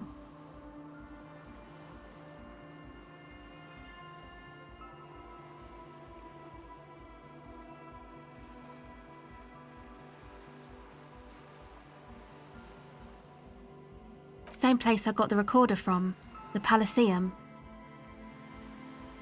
Oh man, you haven't been to the Elysium?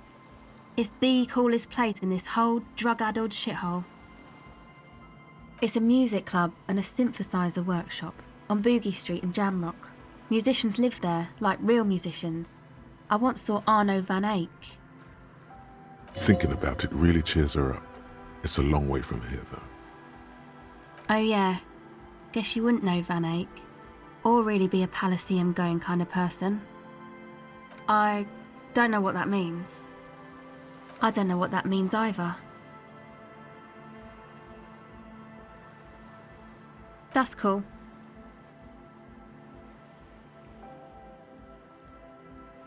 Sucks, man. Was there something else? About the contact mic, perhaps?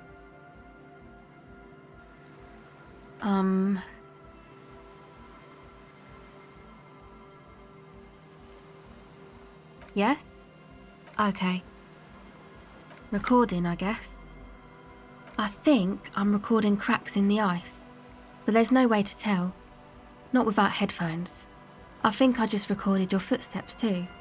Not sure how that'll sound. My boyfriend sold them. I don't know, man. Things.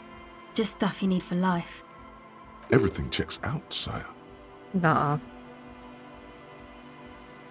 The musicians in the Elysium used them for making music. They looped the stuff, cutting the tapes together. They make music out of cracks in the ice and keys jangling. Crazy sounds like that. It's hard to explain. Anyway, I thought I'd make some too. It's supposed to be, like, a music place anyway. I don't really know what I'm doing. They use synthesizers too. I don't have a synthesizer. She looks at the recording device, the thing she thought would fill her hours with joy and escape. It's turning out to be an empty fantasy. Poor thing. She feels childish, very useless all of a sudden. The sharp drop in endorphins is almost visible, like a warm blanket has fallen off her shoulders. The wave of chill, the quivering jaw, indications of a drug high.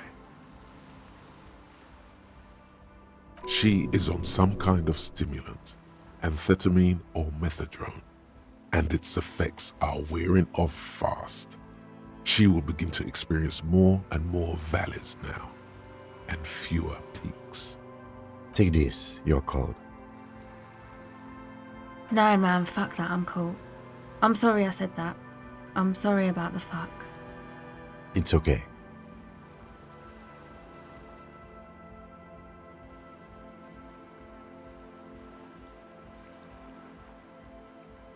Yeah, maybe you were right about the hat. Thanks. That? The boys think it could be a place, like the Elysium or something. Stupid. It's really not gonna be a Elysium, that's for sure.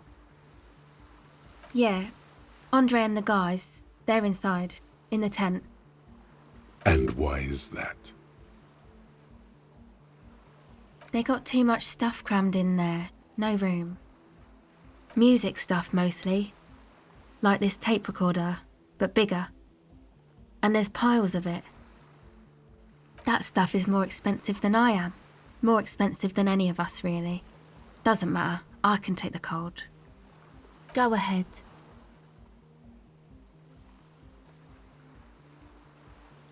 It's supposed to become like a club for anodic dance music, like that new style of synthesizer stuff they play at the Elysium. Except that, yeah. The floorboards are twisting, and the shooting beams are slowly cracking, like bones. Far east of the Golden Delta, beyond the industrial port, there is a black patch of unlit coast with the smallest creatures on the ice. There will never be a club for anodic music here. Not in a million years. You know, anodic, cathodic, music that's made with electronic instruments.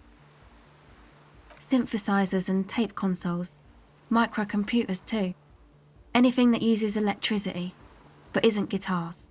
Also found sounds, stuff like that. You see clear, beautiful, violent flashes of light. Light cutting through a smoke-filled darkness. That is what the future will look like, if it ever comes. I know. It's not my idea. Andre and the boys found the place. It was supposed to be deserted, but now they can't even take it. Hey, you two are cops. Okay, well, maybe you could talk to Andre and the guys. Because there are some strange things going on in that church. If you're police, you should look into it, right? They're inside that thing there. Would be cool if you did. Was there something else? Interesting. Go ahead. Well, it's just questioning, right? You're just questioning me. It's what cops do. Once or twice, yeah. I'm sorry I haven't had the Revachol experience they get east of the river. Rich people. Rich people are east of the river.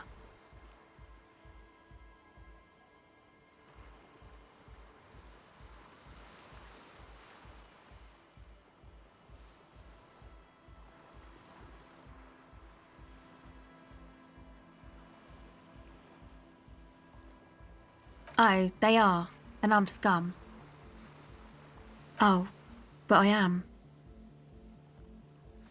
The usual. I had a shitty run as a teenager. You know, drinking, getting into fights. The ugly stuff that happens when you move out your parents' place at 13. In Forberg.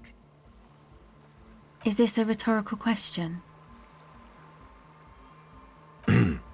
Forberg, not in Forberg, is a massive banlieue south of Jamrock Quarter. It is the largest ghetto in Revachol, possibly the world.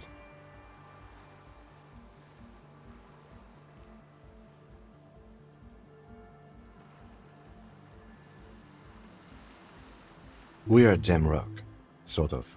Martinez is called North Jamrock sometimes. Jamrock is also a ghetto, only smaller than Forberg. My dad was a drunk. Plus, I guess, I just wanted to drink too, you know.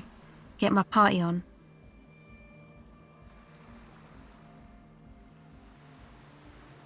She nods very cautiously.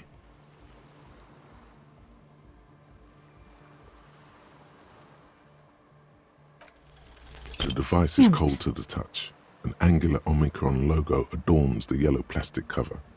Underneath, you see a reel of tape rolling. You put the device back on the ice. Okay, bye. And I can't believe I failed that.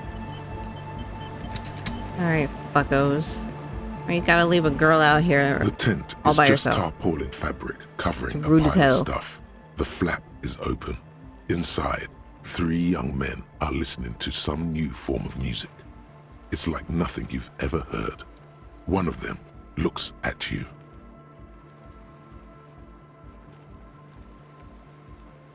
Come on! Get in and close the flap behind you. The warm stuff's getting out. It's safe to assume this is their leader, or at least he thinks he is. Sorry, we barely have room for one. You go ahead. I'm too old for this. I'm actually not, he thinks. I just dislike delinquents. I'm sure you will feel right at home. I'll keep watch.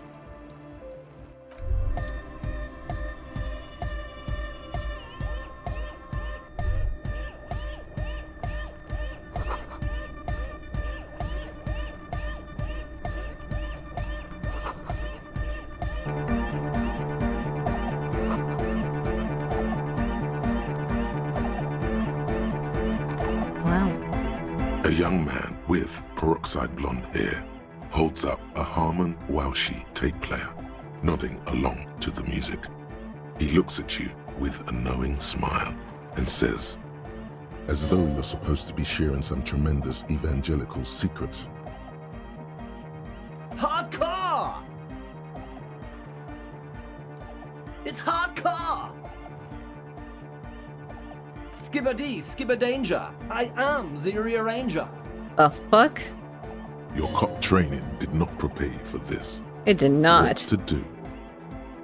Could there have been a right way out of this garden of forking paths, you think?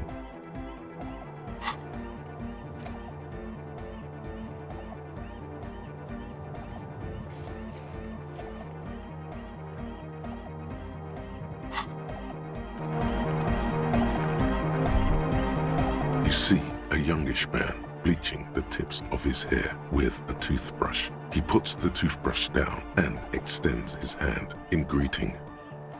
Hello, I'm Andre. It's a pleasure to meet you. His grip is strong, sweaty, and warm. He's trying to project and inspire confidence. This is my posse, Noid. The young man with earrings looks at you suspiciously. And Egghead. Egg! Together with a Burger, who's out there right now, doing some seriously progressive sonic experimentation, we like to think of ourselves as music venue organisers. We have many in the pipeline, officer. You see, we've been all over Jamrock North, prospecting for real estate to establish a new venue in. Also for talent. Yeah, thank you, Egghead. And while there is no shortage of raw, unfettered talent spinning tapes in Jamrock, we've had rotten luck with the real estate part. Place is a shithole. I apologise for my friend Noid's potty mouth. I realise this is not how you speak to a police officer. He has authority issues.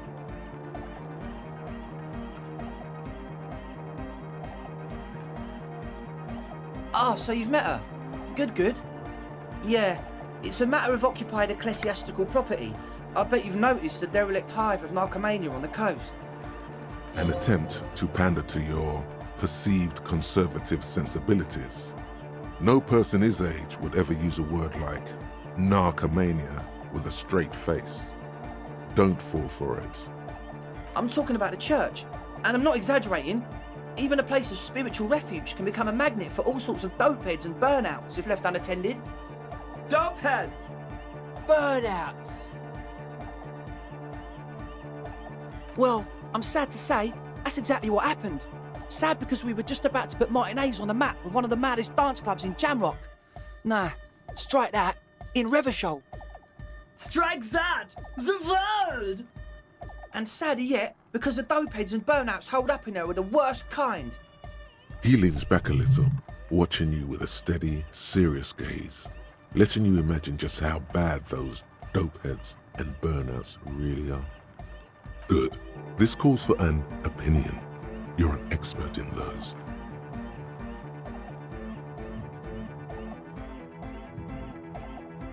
They're spooky.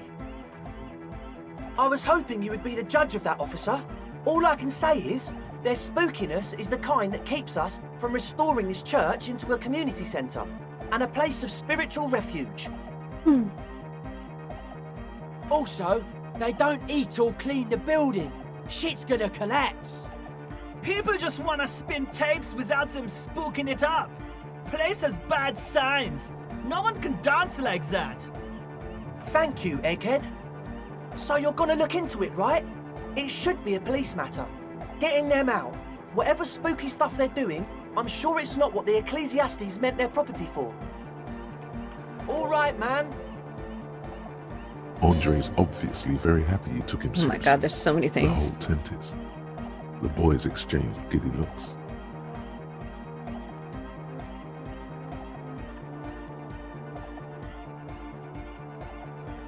He's a quiet man, mostly communicates through music, and by being a master of ceremonies. You know, a host, a declaimer of slogans. He's a performer, gets the people going. Well, he's just kind of here. I don't really know how to communicate with him. Me? Yeah, sometimes, when I stumble and find my way into his centre, you have to hear a lot of hardcore to the mega first though. The man smiles mysteriously, choosing to let the beat speak for itself.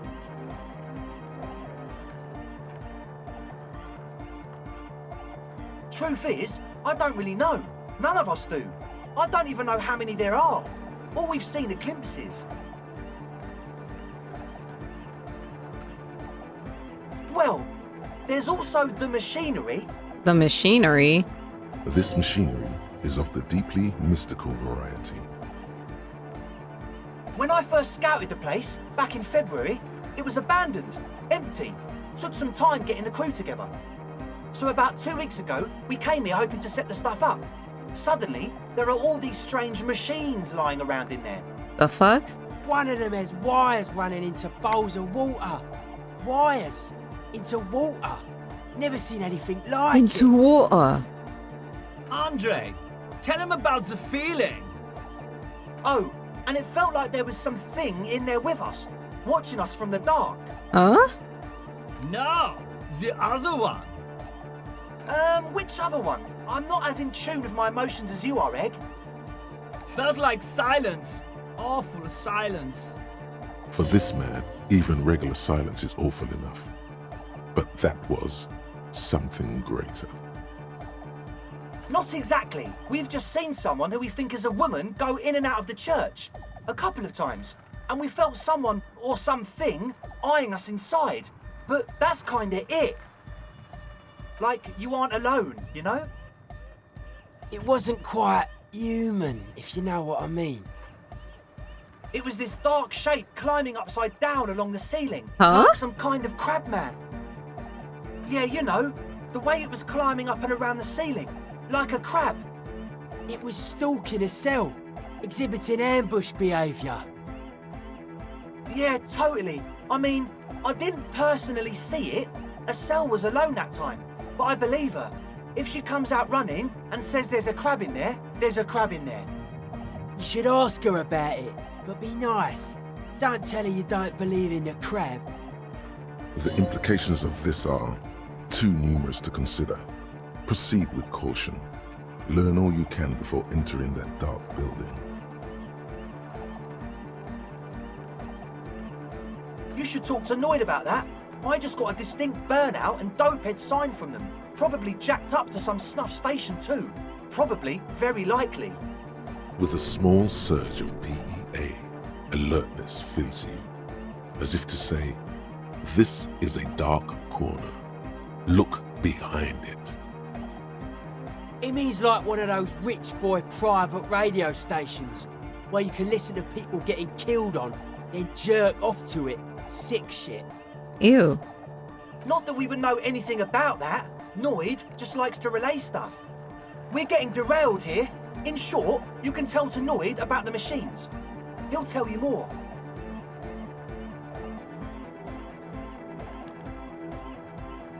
Well, honestly, I can't, but I am. Why not? Let's go with that. Damn. I'm 70% sure they're substance users. Don't let the technology fool you. Okay. Sure. What? I asked Noid to install a measure against more drifters wandering in. A padlock. It's a temporary fix. Just something to contain the situation. I had to do it in an hurry. Not my best work, but it should hold for a while. Of course. Noid, give the officer the key. Well, thank God I talked about the church. All right. Ooh.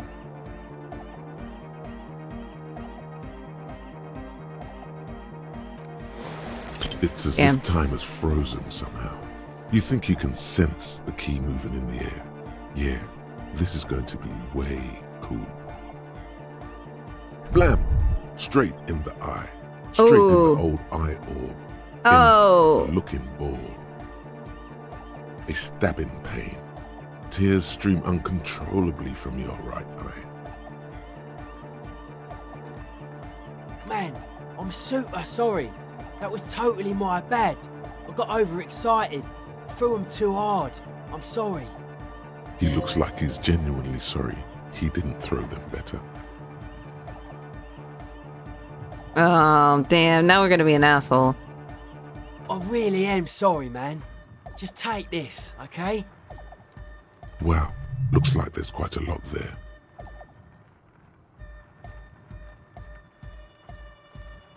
I hope that settles it. Or wait. The key?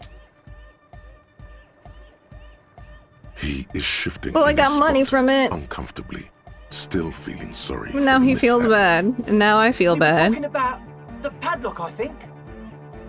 Not long. Like a week, maybe?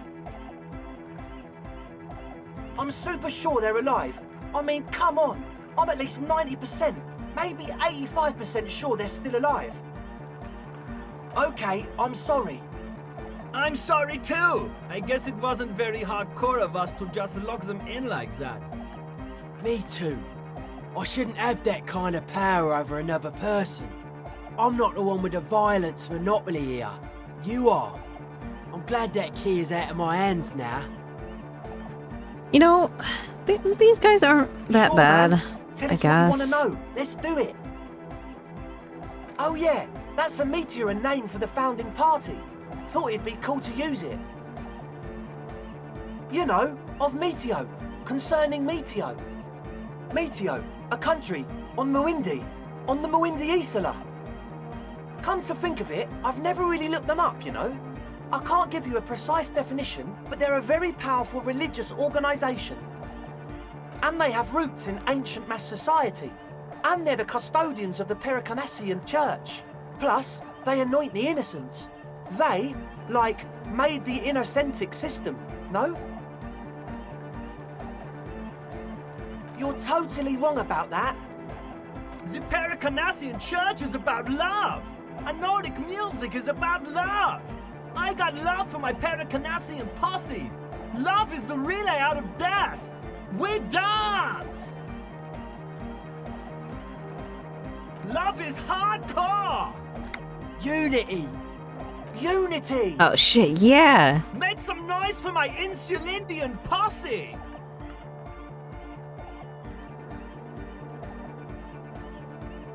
You feel it. The anodes and the cathodes coursing through you.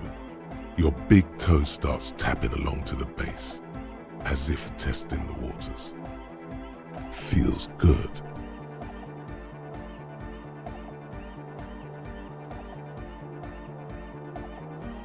Oh yeah, it can. He's coming around. You're getting it. Your posse's like your people, man. Like you got your cup posse, you look out for each other and you party together. That's a posse. And where is your posse, detective? Nothing comes to you. The world is silent. Are we? Yeah!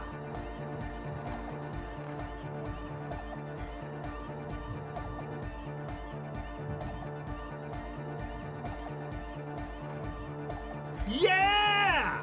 Yakokata! The place to be! He seems ecstatic that you share his vision of Pericarnassianism. Do it for the masses. Do it for the crew. I didn't want to say it, but it was pretty lame of you to imply otherwise. Anyway, you got more questions? The one with the large head is still looking at you, nodding his head, waiting for your body to start moving. Yeah! Let it out! Let the disco happen! Oh my God. Bring the disco into this world! Get this church shit on, and then dance there, motherfucker! Is this how we're bringing back disco? You feel like you could go for a little disco when, or if, they get this club going. You've got it in you. Yes. What? Yeah, good to have, bitch to carry. When I first scouted the place, I did some reconnaissance. I'm not sure the church even has running water. Oh. It's the one they sell at the fuel station. The what now? Oh, the old Ultra. I have a major sinus infection, stuffy nose. We all do. Shit's all blasted up. Winter, can't even breathe. Yes, that's all Nosafed's doing. Without the Noser, I'd be drowning in shit right now. Nosafed is the shit. Yes. What? He nods enthusiastically. Oh. No doubt, My a God. little relieved.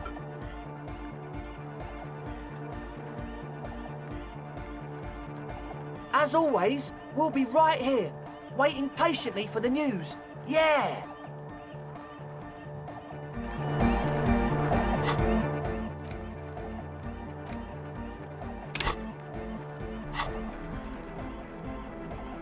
Alright, what was it? Logic?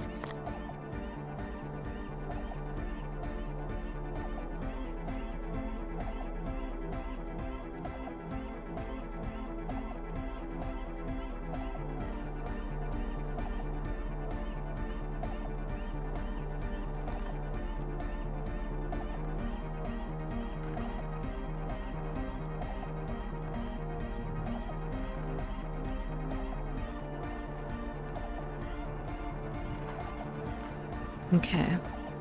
Well.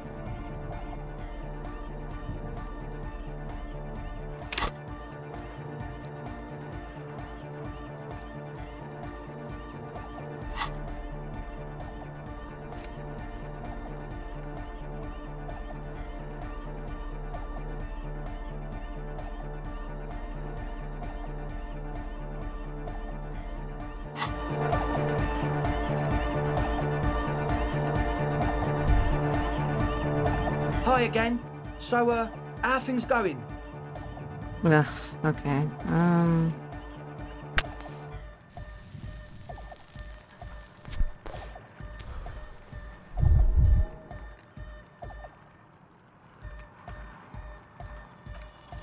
A number of things don't add up. Let's take a look. Yo!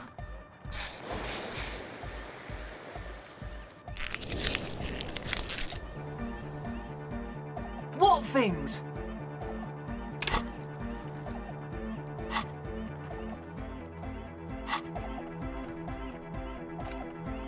Oh, this fucking hand thing's messing with me. He senses something is wrong.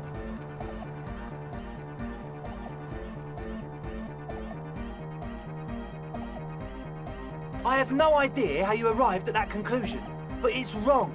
Look, we even have speakers. One speaker. They have one speaker.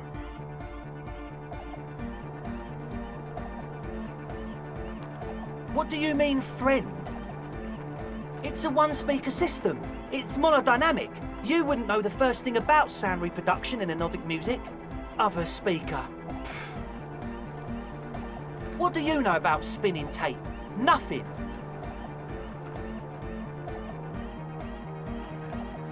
He said it was for his nose. What more do you want? And of all cellular-based life, what's your point, Lawbringer? No shit. That's... Come on, that's... I meant to say, not true. That's... Come on, that's... I meant to say, not true. What do you mean, do? There's resignation in his voice. He's almost ready to drop the act. Wow. It wouldn't take a lot of pushing. The optimal way to go about this would be indifference. It begins by you telling him you don't care about any of this.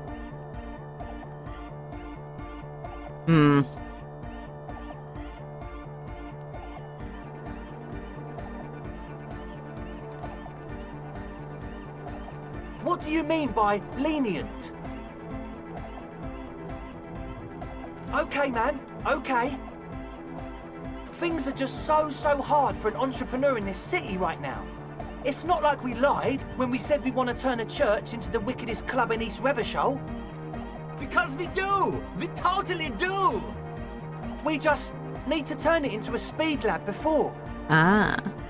To get our foot in the door.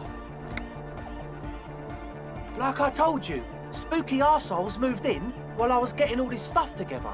A month ago, the place was empty, and now it's all spooked up. No, man. They're spooky, all right. It's just that they would also probably call the police if we started cooking speed in there. But the sign was way off, too. I couldn't feel the love at all. Sir, you promised you'd be lenient. This is it. Judgment time.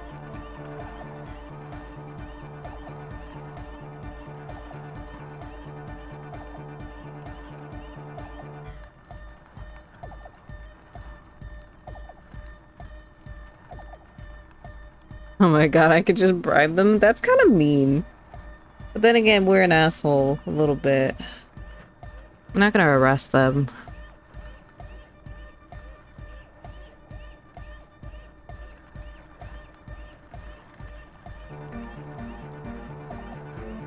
Come on, man. Really? The young man doesn't move. His earrings rattle from the tension. With his jaw clenched, he says, No fucking way. Yes, fucking way.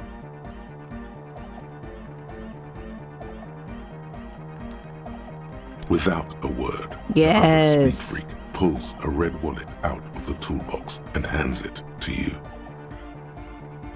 The disdain is palpable. His eyes pierce you like lightning as he lets go of the wallet. Yeah! I knew it. It's impossible now. No, Andre, it's harder now. This hard cop has come to show us how much the fish is, and the fish is always so much more. We all know there was never going to be a club for Nordic music with the Speed Lab. Now it has a fighting chance. There needs to be a club for Nordic music in there. Needs to. Everyone hates each other. Everybody hates it here. It's all just drugs and we're slaves and I can't. We are running out of time. We need a win, Andre. I promise this will be a win. We won't cook speed in there. We'll do it clean. We'll do it true. We'll do it sober and real and beautiful. This will be a victory for the light. This man knows what's up. He is the smartest of these three. This will be nothing. You can hear the ice crack underneath you. Outside, the last century waterfront development is crumbling in the wind, a grape-shot row of falling houses. And so is Rue de Saint-Jérôme and all the houses on Main Road. The old cinema is sinking underneath Villa La Bosse. What? Okay, we'll try to do it without the drugs. We'll do a straight club up in there, spinning the maddest reels and nothing but, I swear to God. Okay, Egg? From here on, it'll be straight all the way. As always, we'll be right here, waiting patiently for the news. Yeah! The young man with the tape recorder acknowledges your return. When he looks at you, he squints as though you were the setting sun. This is hardcore. Hardcore! Hardcore to the mega! Internally coherent. Encore! All right! Yeah! He furrows his brow as his very large head traces the sublime invisible movement of the music in the very real air of the stuffy tent. Hardcore! Ah!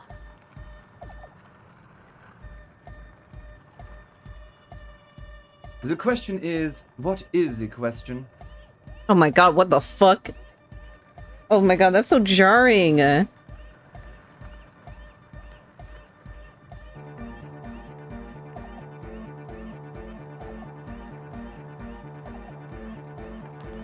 It just...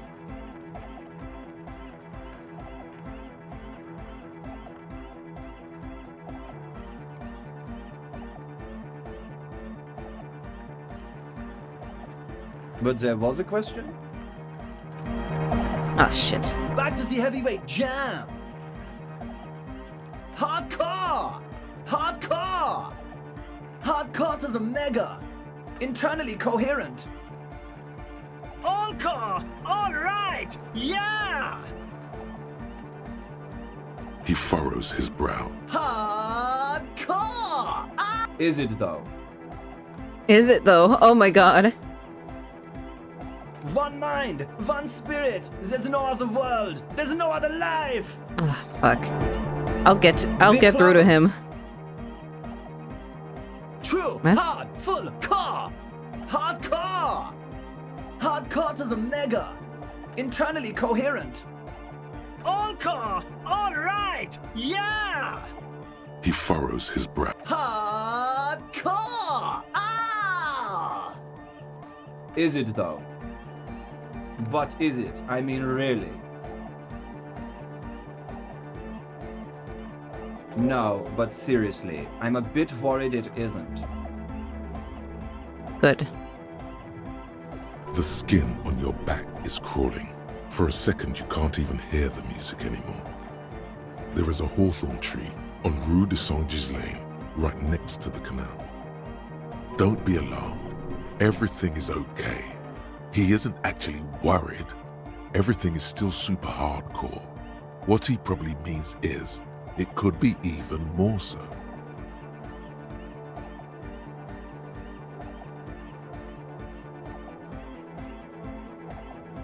There's nothing wrong with it. I'm still in love with the hardcore. Sometimes I just feel like anodic music is in its infancy, you know? For example, take this Arno van Eyck jam I've been pumping for the last month, and will continue pumping for the rest of 51. Isn't something holding it back from being hyper? It's like it's only ultra. I think it's super hardcore, but you're right. It's not hyper hardcore. It is, isn't it? I knew it. But how could it become harder core? I know the answer in my heart, but cannot think it in my head. If this is not hyper, how could anything be?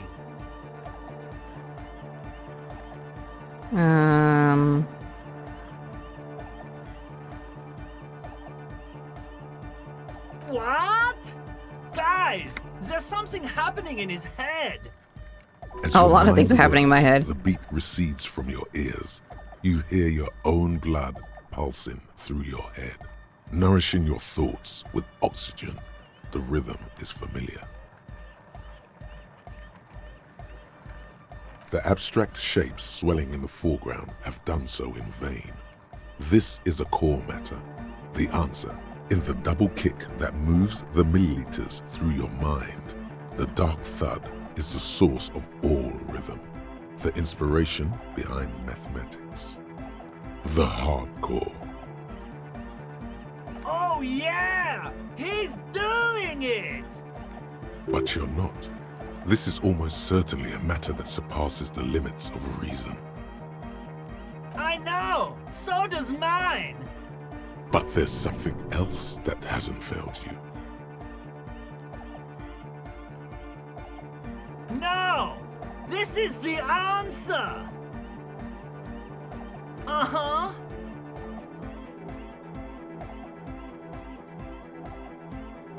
Oh.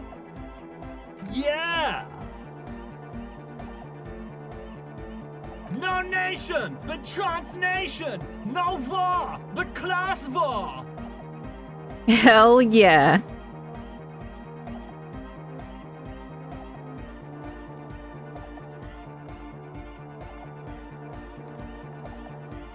He's not a communist. It's just something he likes to yell. He picked it up from a tape jockey at the Elysium.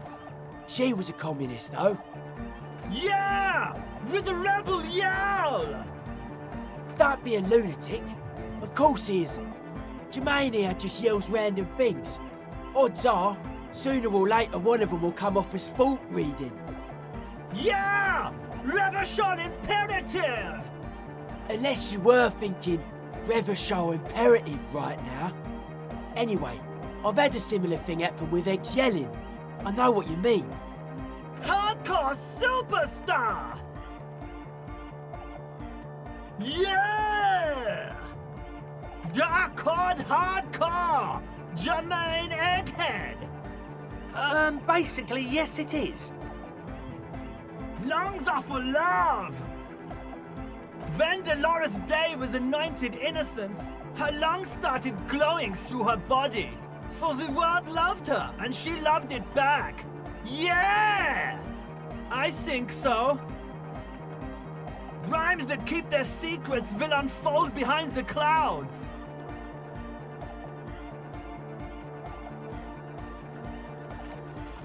You know it Good. in your lungs where the pressure should vibrate, in your heart that's alone, and in your solar plexus where the hits should land. So does every chordate animal. What?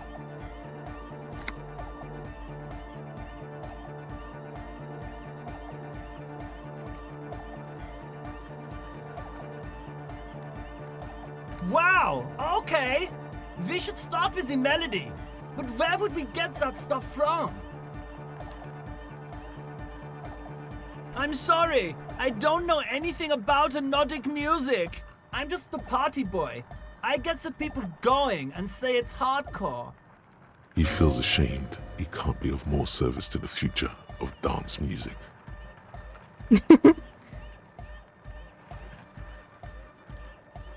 The young man falls silent with appreciation.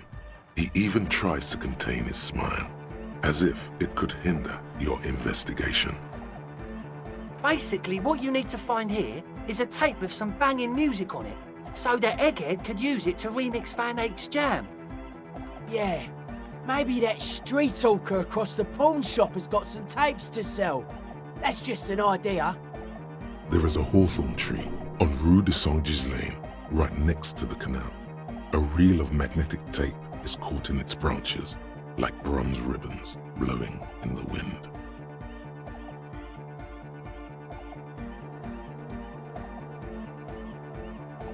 Does it?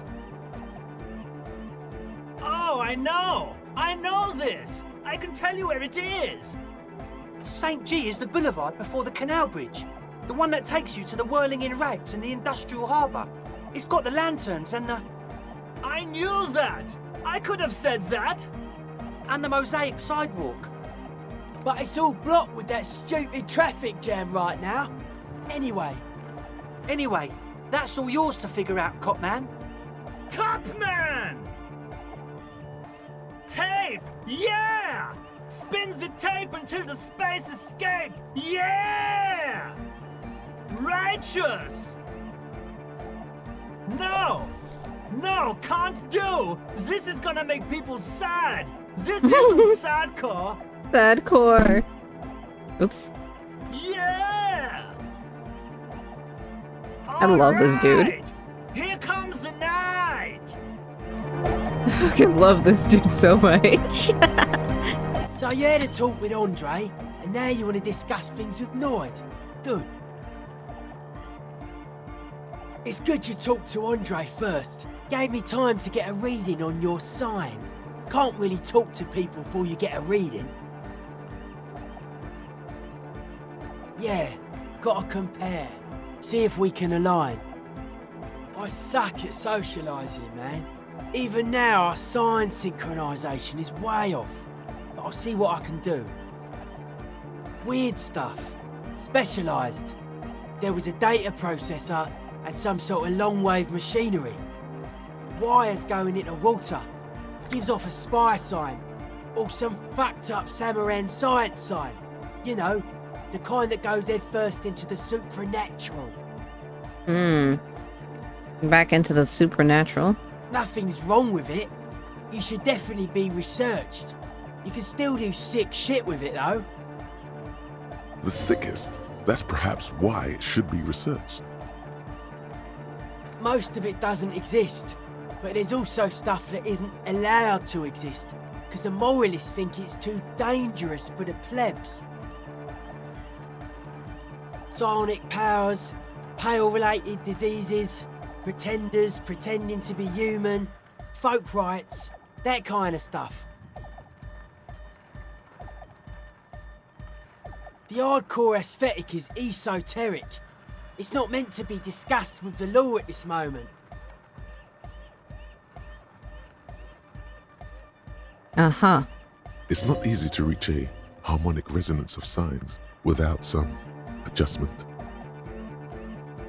Yes, further sign matching would do good for us. One way to achieve this would be by getting us into the church. Weirdo. Hi again. So, as always, we'll...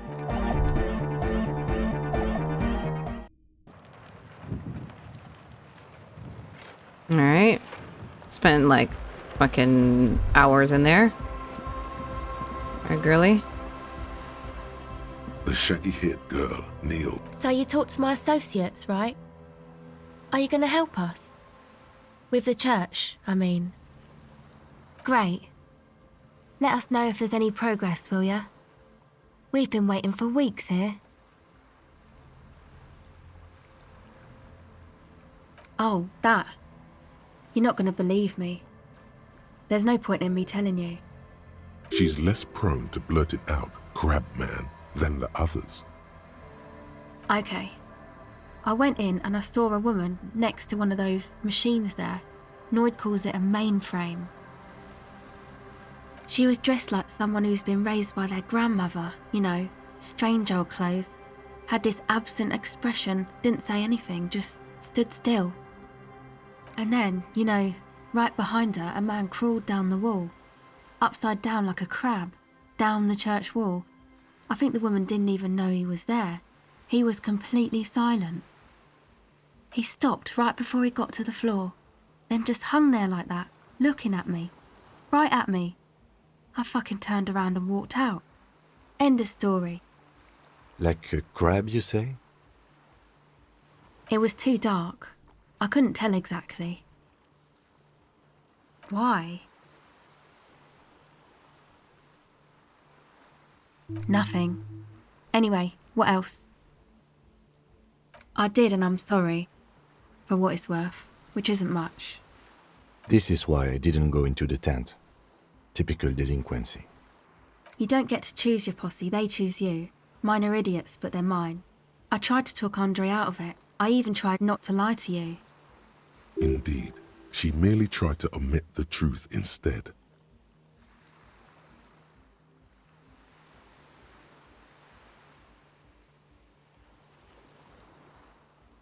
I know, but I knew you'd see through their plan too. I'm not an idiot. I should have been able to control them, and I will in the future. I promise. Girl, that's not your responsibility. May I ask? What did you tell them? Thank you. I'll get them under wraps, I promise. My associates? I haven't got much to say about them. Of course I do. I just don't tell people about my friends and who they are and so on. I don't provide information on them. Me? I'm a silver bird. Don't know what makes you think it'll be any different later, but...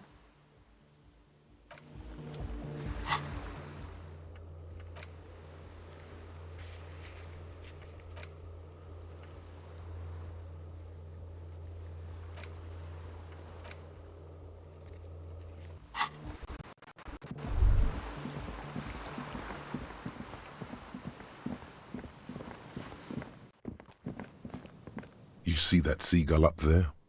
Remind you of anybody? What? Kim? No, it's you. Me? You and the seagull are just alike. Think about the seagull's story.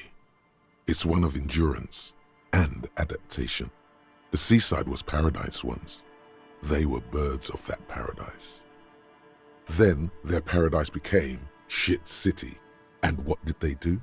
They became urban survivors, eating burgers out of trash cans, killing and eating pigeons. No time for that sentimental bullshit. They're hustlers, getting shit done. They're one pair of track pants away from gangsters, just like you.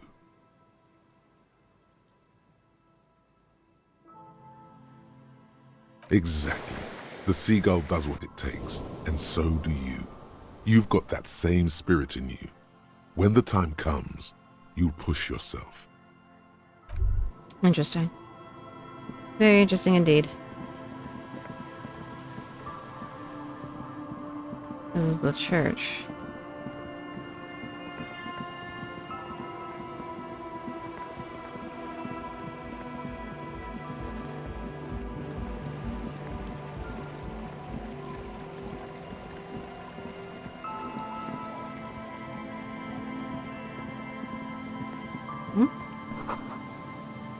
Mm-hmm.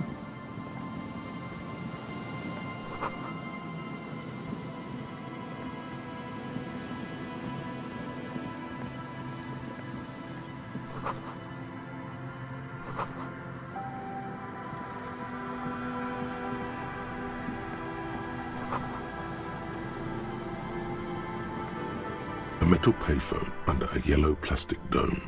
You could use it to call someone, unless you're out of change. You hear the tone. The machine is inoperable. Calling. Still calling. This feels wrong. Should you be doing this? End of tone. Someone picks up. Oh, fuck. Pierre? Is that you, Pierre? Oh my god.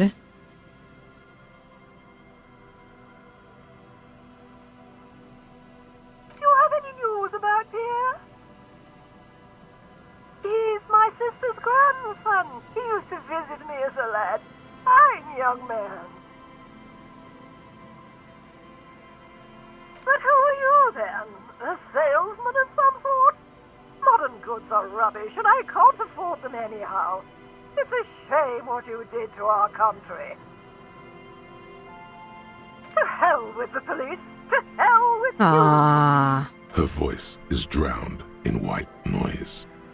Sounds like waves washing a beach. I should have Growing said in volume something else. Until the call suddenly disconnects. You get a sinking feeling. It makes you look if Lieutenant Kitsuragi overheard you. To your relief, he did not. Calling. still calling. Again? Seriously? Someone with a masculine voice picks up. Hello, Gerard speaking.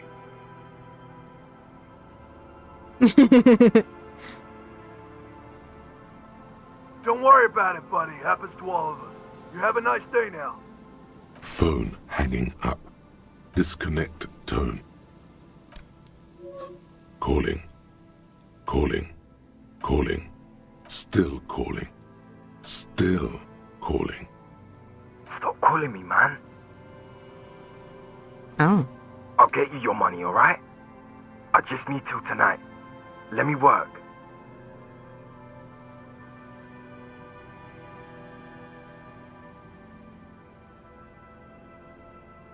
Tethys. Hey, Aw, damn. you're not Tethys. Screw you, and don't ever call here again. You're fucking with some serious people. Disconnect tone.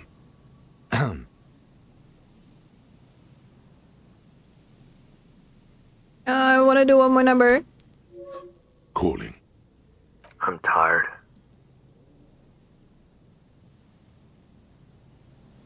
Sounds like he hasn't talked to anyone in quite a while.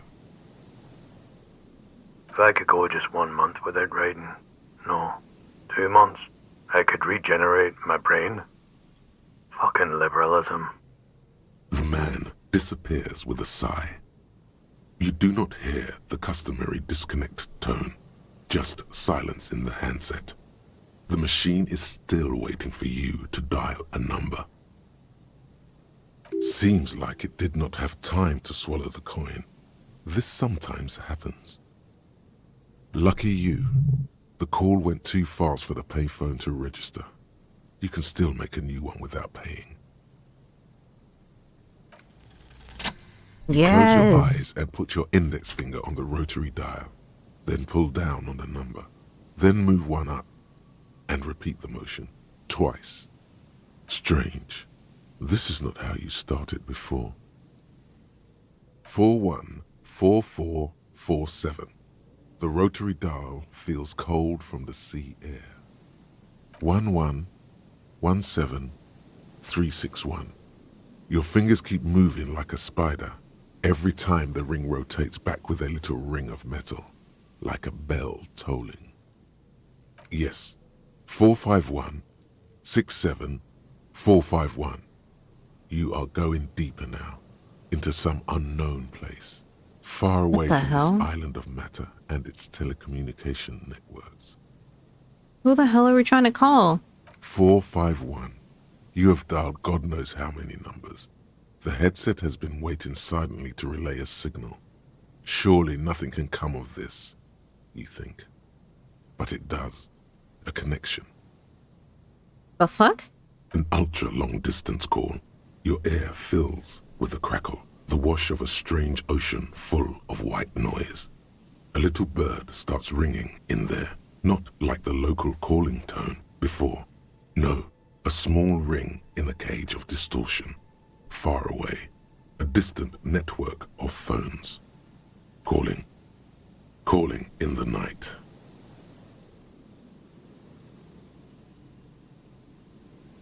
Yeah, that is very spoopy. And yeah, hello. The saddest sound in the world. Both pitiful and terrifying.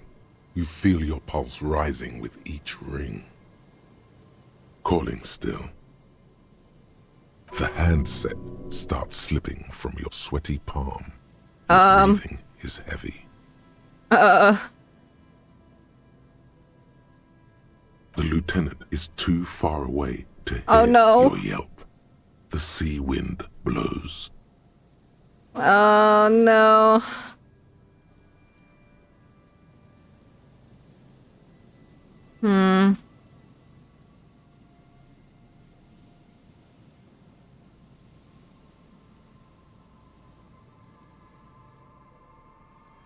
I have to roll at least a 10.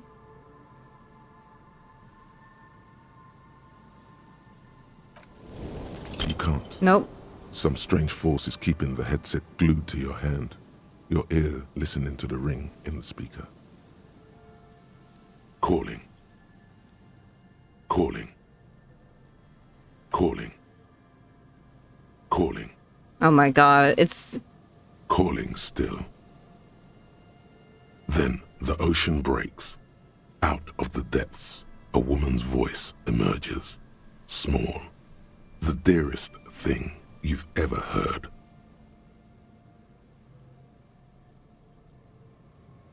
Hello? Who the fuck is this?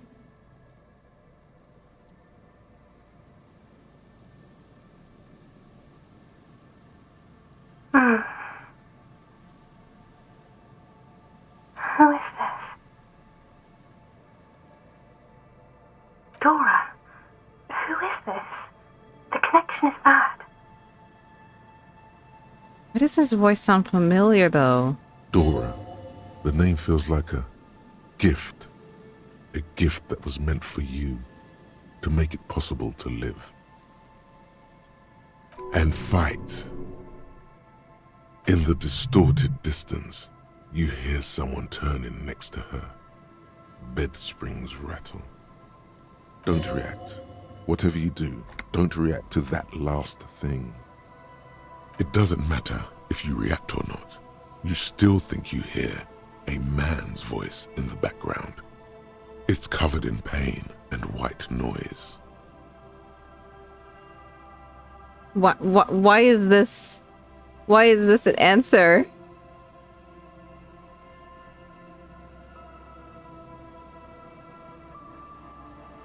Okay. You're not a revolutionary, Harry.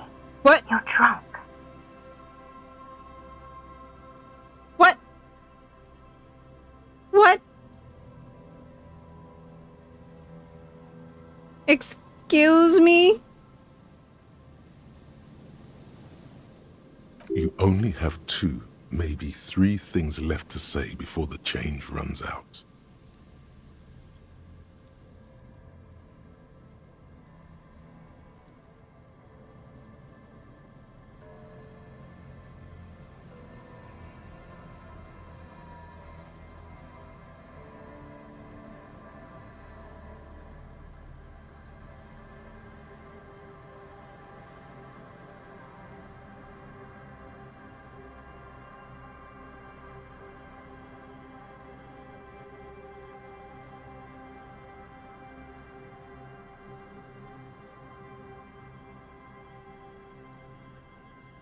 Oh, God.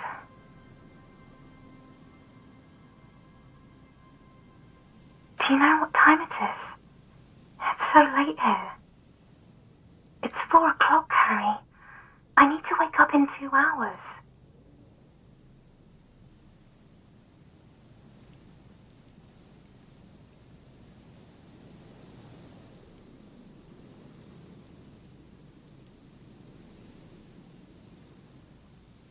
I'm in my rover, sleeping. To work. The academy, where I work.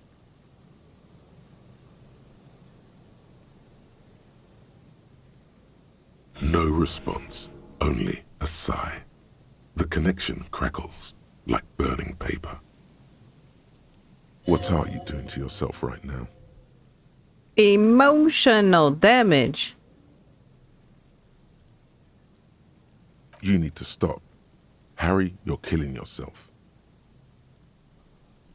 What do you want to talk about that we haven't talked about already? This is bad. You feel your right hand on the handset cramping up with pain.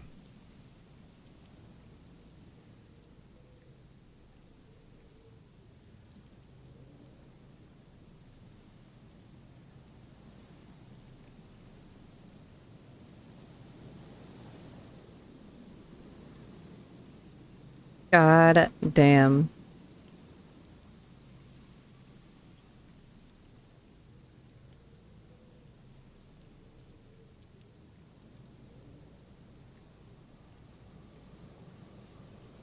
Wait, my endurance failed? Uh-oh.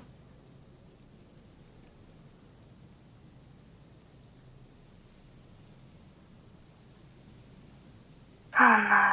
Please stop. Please, let's just hang up. She does not answer anymore.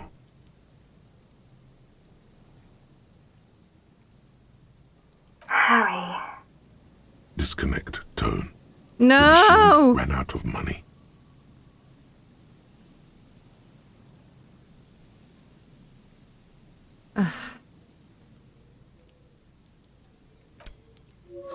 You dial the number again.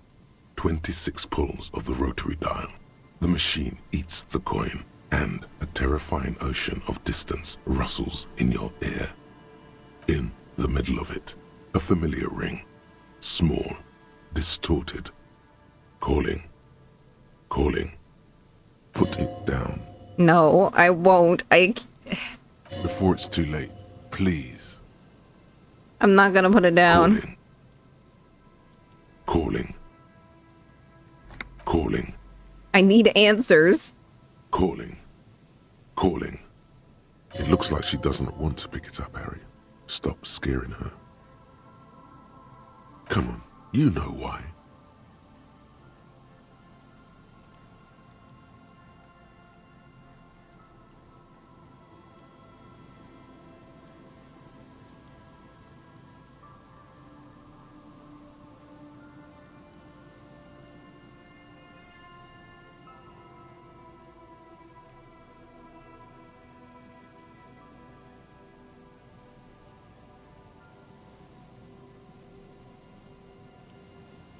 I need answers. Calling. Harry, please. Underneath it, she is naked and warm under a blanket.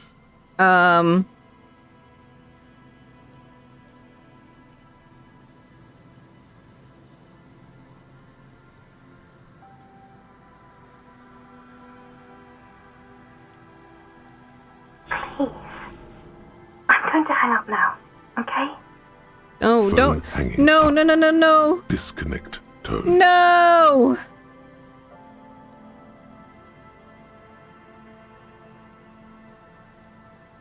Oh my god,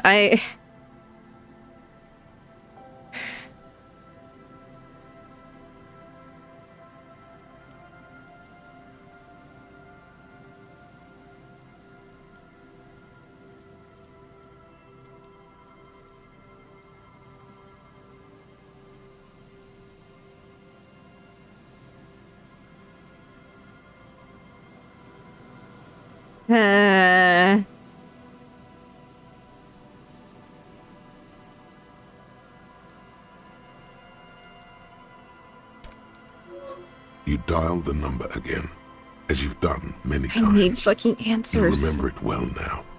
001 41 44 47 11 17 361 451 67 451 451. Calling. Calling. Calling. Calling. Calling. Calling. Oh no. And calling for who knows how long, but no one answers. You need to insert more money to call again. Oh my god, we're this is we're embodying Disaster Cop really well right now. Jesus.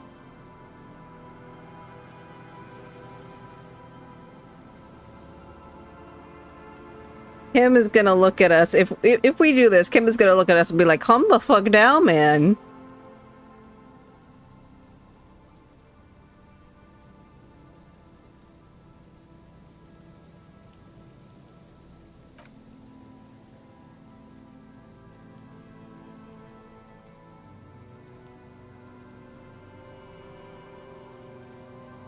The cold metal is hard and hurts your knuckles. You look at them, turning purple. You know what? We were due for a fucking meltdown.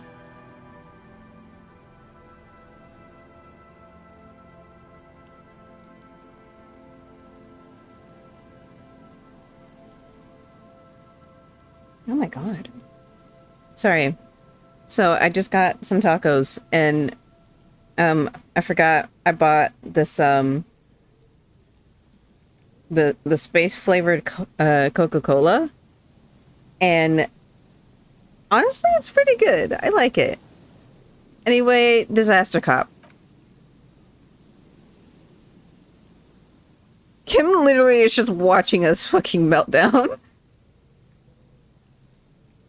It didn't give you any fun for that money. Yeah, space flavored. Your hand is turning blue now.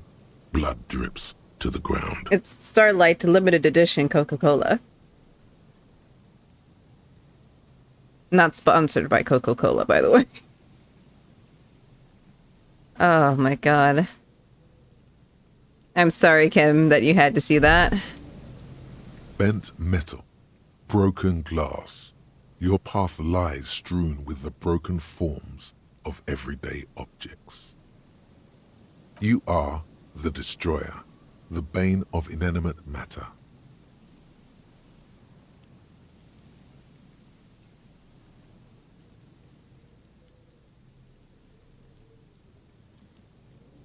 Look, there's a discarded milk carton on the floor. Why don't you destroy that, too? No, sorry, cop. You're right. That's definitely not the behavior of a destroyer at all. That's just severe anger management problems and a disregard for property rights. Oh my god. What's this other one? Ugh. Kim? You got anything to say about that? No. No, you don't. You're like, listen, you do you, fam. Just don't, like, die or anything. And a metal payphone under a yellow plastic dome. There's a bitter, coarse life is garbage. oh my god.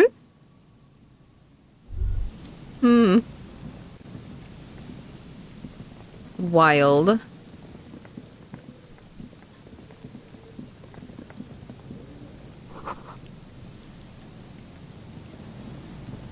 Where are we?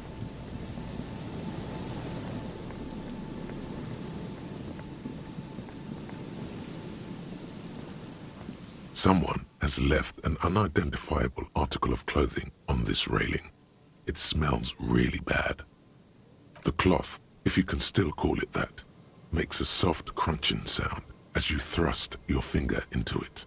Ew, it's crusty.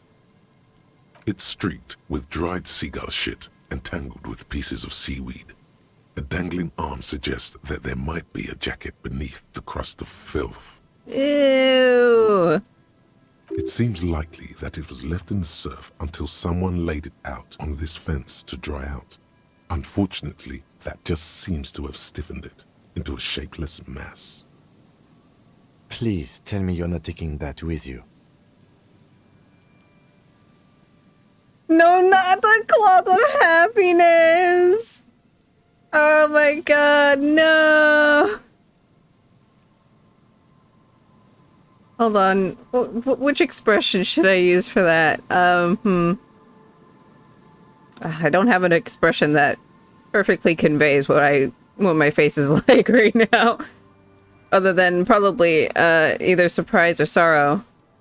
Oh my god, I did it. This is the face I'm making.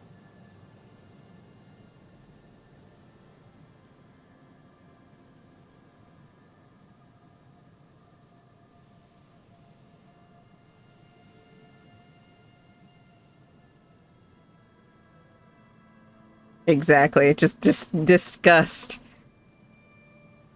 Please tell me you're not taking that with you. Might be a clue. You think our suspect is a seagull who's been defecating on unsuspecting jackets? Could have been multiple seagulls. You should still take it. Listen, I just had a meltdown. Oh, what the fuck?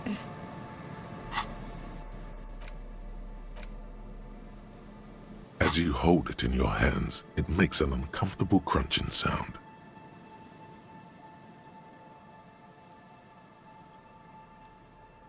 It's a sordid, filthy tale, not for the weak. Are you sure you can stomach it? Maybe.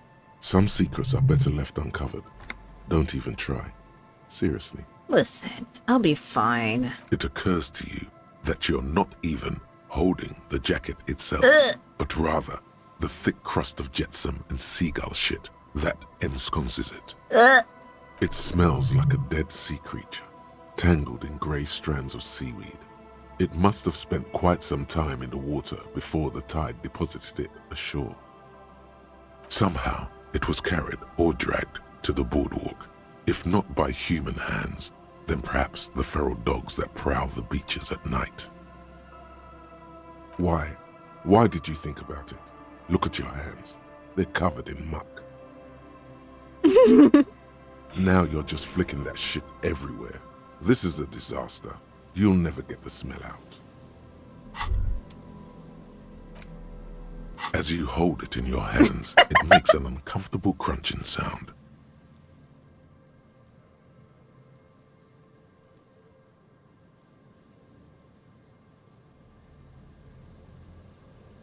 Oh my god.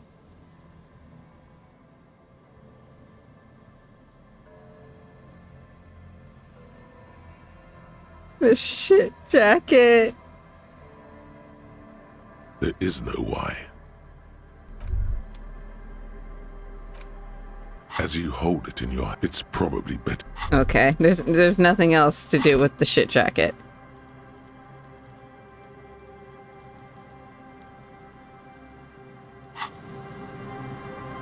Alright, what am I doing? What are we even doing here?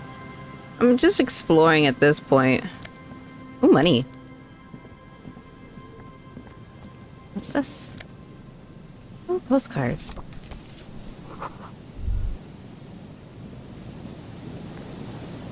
I see more money over there.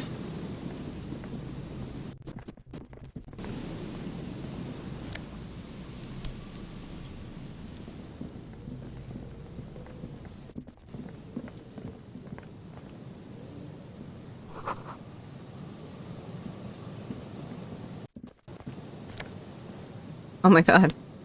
Yo!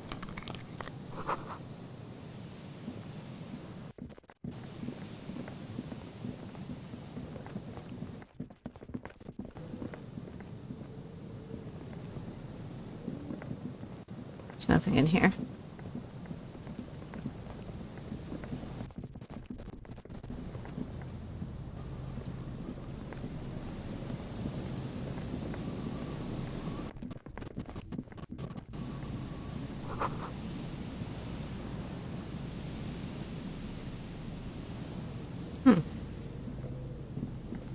Oh wait, what? The smell. It's awful and familiar. It doesn't help. You can still smell it. Don't you recognize it? That hideous pungency. That faintly clone sweetness. Oh, I see it. Smells like that.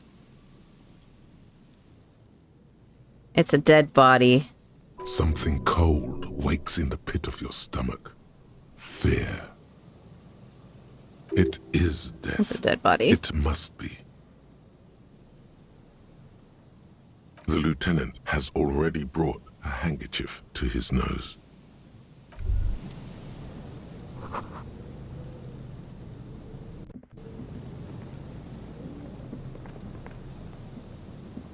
There's some tear, an empty cigarette package, and a crumpled kebab wrapper in the trash bin. 2 empty bottles of Tallulah vodka and a can of black potent porter is all you find.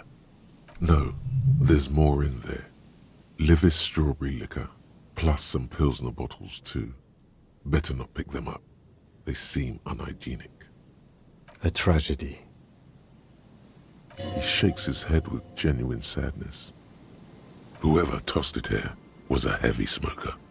The brand name reads Red Astra. Now, this makes partying look bad. Still, don't let it sway you. You're responsible. You see traces of mayonnaise and ketchup on it, as well as a tomato wedge. The wrapper reads Shish Kebab Revachol.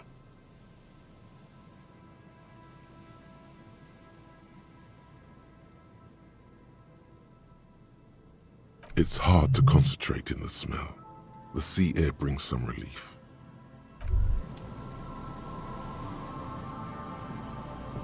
A man lies on the boardwalk, his limbs bent and neck turned at an unnatural angle. Right next to him is an empty bottle of spirits. In his cramped hand, a chewing gum wrapper. Wait. No, it can't be. Half of his body has slipped between the cracked boardwalk, starting with the right leg. The fall has left him broken, contorted like a sad puppet.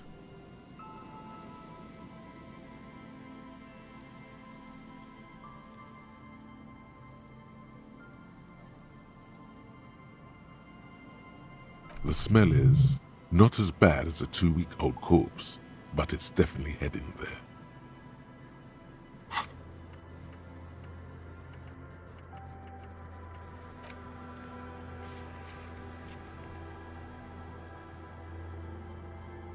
I don't remember how long he was missing for. Hold on. Lividity is faintly pronounced. Whoever this is has been dead for 2 days. No longer. We need to investigate. Another dead body. This is your job. Steel yourself. Calm now. Carefully. Just another day. Just another dead body. Breathe.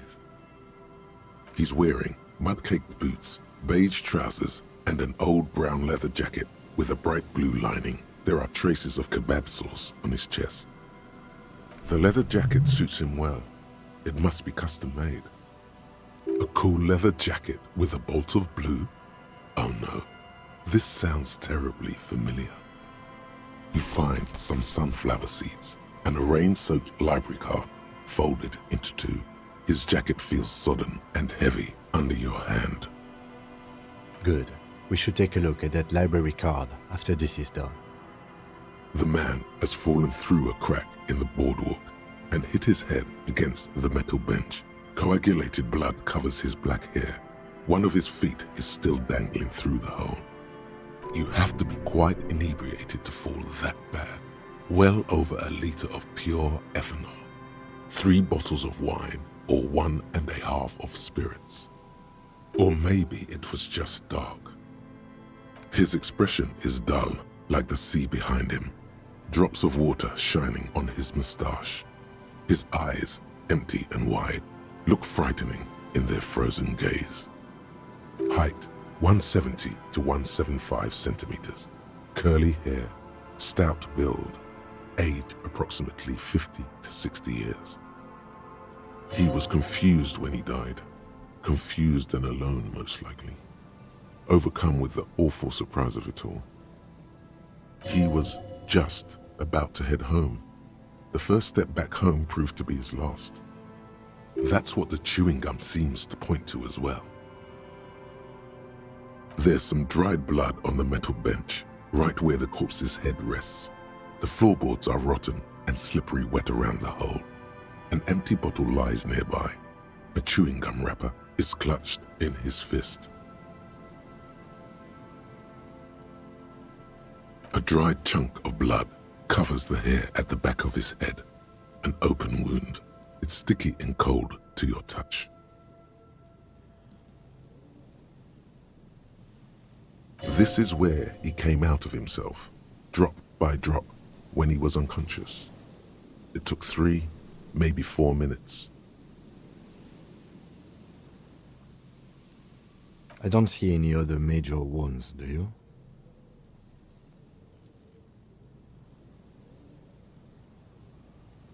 Seems like the head wound was fatal.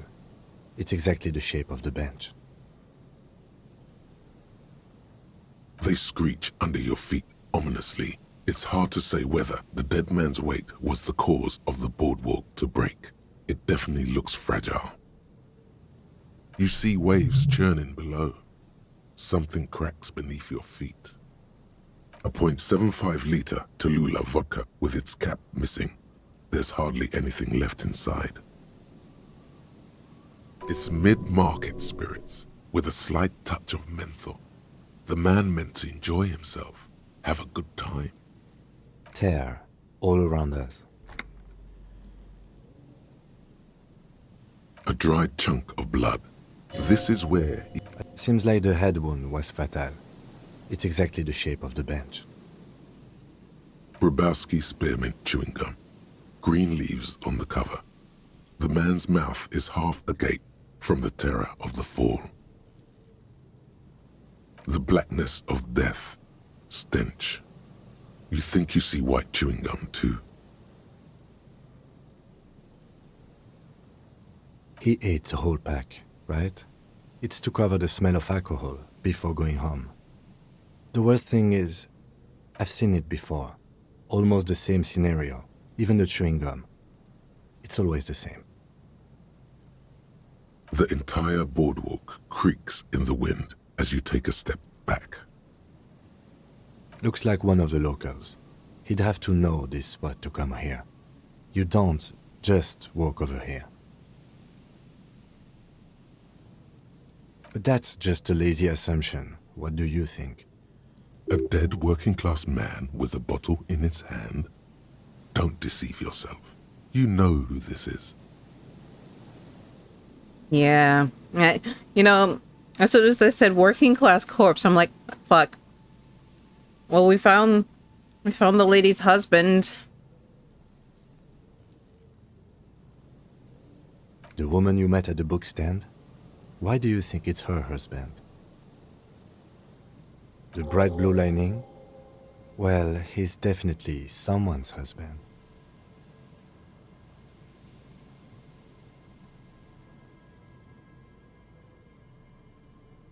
Death by misadventure. He slipped and fell through the boardwalk. A truly unfortunate accident. If it wouldn't have been for that bench, he'd be alive. No, I don't see anything that points in that direction. For now, let's treat this case as a simple, albeit sad, accident, unrelated to the murder case. Yes, but what if there's a killer on the loose? 2 suspicious deaths in such a short time frame.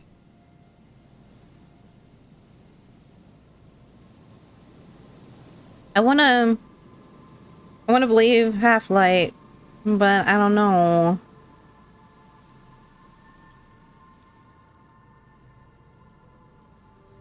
It's a bit of... Oh my goodness, excuse me. It's a bit of a stretch, yeah. But I mean, I don't know. A sequence killer? There's nothing that connects those 2 bodies. This is a completely different case. An accident. What if all of this is staged? He could have seen something that night in the yard.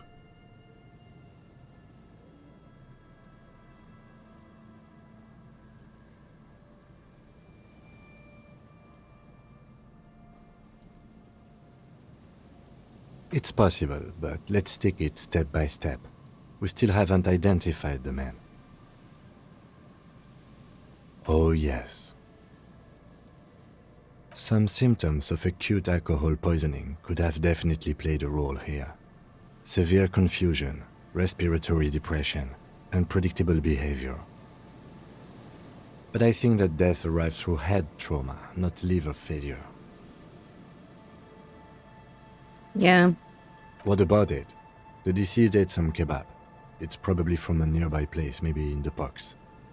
Sometimes a kebab is just a kebab.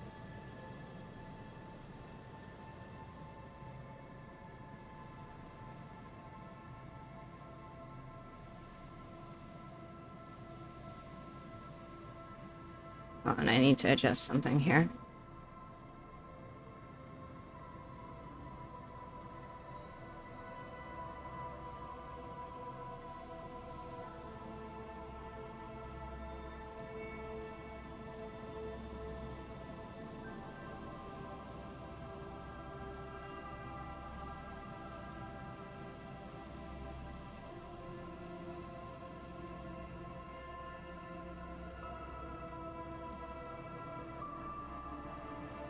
Alright. There we go. They'll seal this place off after the news reaches the coalition officials. I doubt that they have enough resources to actually repair the boardwalk. Not that sealing it off would keep anyone away. All it does is keep the city council's hands clean. Yeah. It does seem to be a pretty straightforward misadventure, although there's still a question of identifying the body. From where I stand, I can see two options. We either take the case and follow the leads to identify the body on our own, or we report back to the station and leave this for our colleagues to handle. A field autopsy isn't necessary if the cause of death doesn't appear to be criminal, and this looks like a simple accident to me.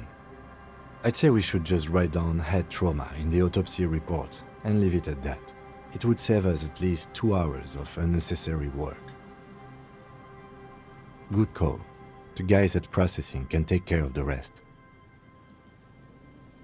Alright, we should first examine the library card you found. Then we can call the station from my kinema. Let them know we are taking the case.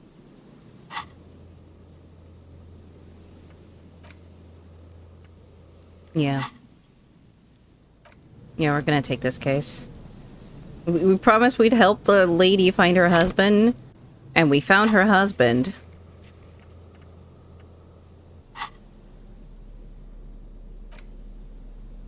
The library card is folded into two and still slightly wet to the touch. The front side reads, Central Jamrock Public Library Card, issued to Billy Mejean, expires July 53. Billy is a unisex name. Could be the deceased, or his family member. Whoever owns this card is an avid reader. You find a list of books written in blue pencil. Radio thriller. Stand a little less between me and the sun. The last one in the list is The Glinton Curve by M. Theobald. A library stamp indicates that the book has been returned. Most of these titles seem to be in the sci-fi genre. Some thrillers too. Interesting. If lost, please return the card to the library. Dial 005 02 55211 or visit us at Moreau Street, 78, Jamrock. Business hours 900 to 1800. Good. We should give them a call from my kinema. See if we can learn anything about Billy Mejean.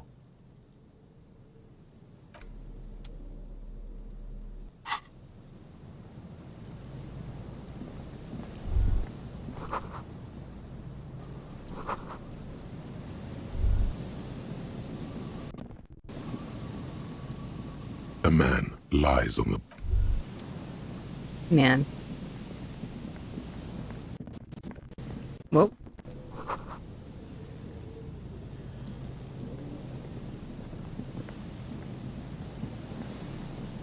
Thanks, electrochemistry. Oh.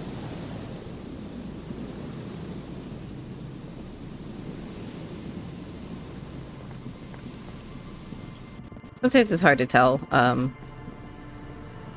where the path is.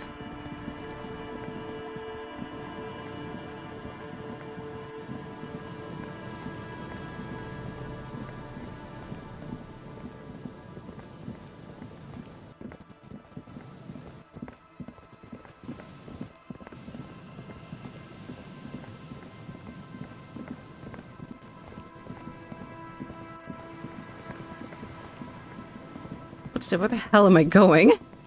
I didn't realize I could go all the way over here.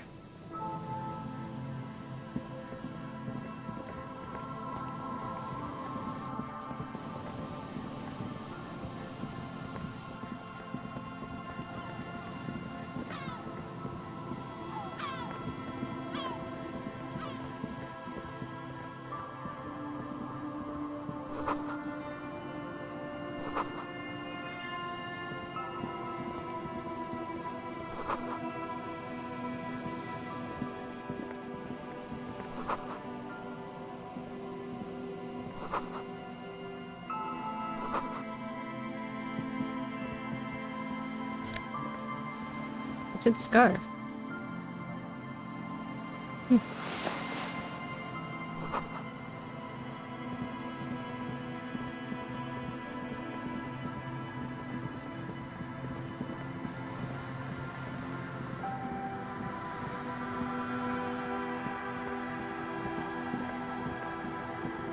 Oh, jeez.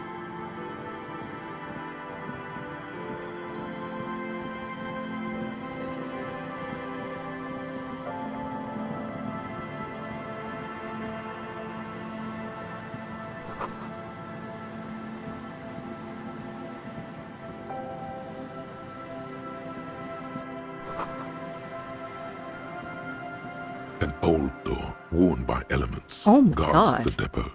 The wind has blown a sand dune in front of it. The door hasn't been opened in a long while. You see a handle.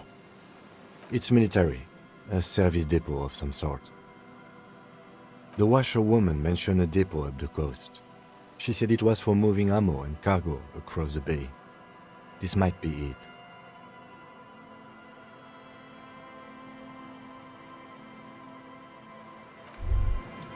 Interfacing.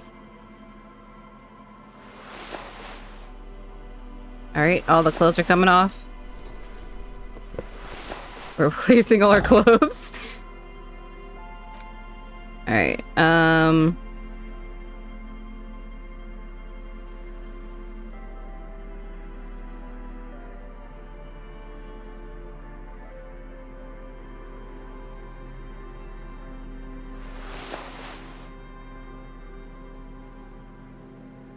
what gets me interfacing?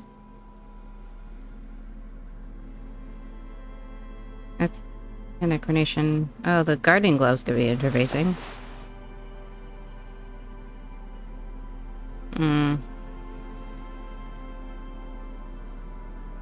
I don't have anything that gives me interfacing other than the gloves. What the fuck?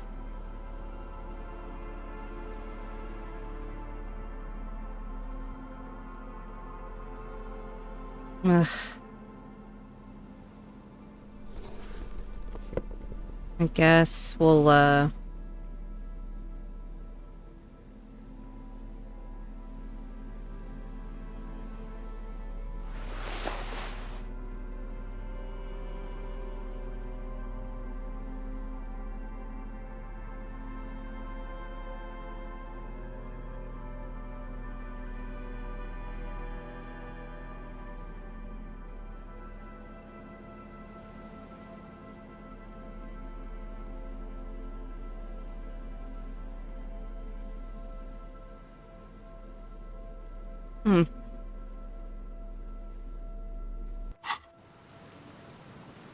An old door, worn by elements, guards the depot. Right, praying for a miracle. The wind has blown a sand dune in front of it. The door hasn't been opened. You rattle the handle a bit, then no push miracles on the door with all your weight. It does not budge. Not only is it locked, it's also jammed shut. We don't get in there. What do you mean? We get it like everywhere. Frankly, you're just going to have to accept the fact that you can't get in through every single door. Now that sounds like a challenge, Kim. No. We've gotten into every door thus far. That's what we do. We open doors. We're cops. That's our perk. Even Everard knew that's a part of our MO. Yeah, I understand you. I like opening doors as much as the next guy. But this one is simply beyond repair and we don't have the resources needed to open it. Relax. No one's hiding in there. If we can't open it, others can't either. And thus they can't get in. I guess. No fun.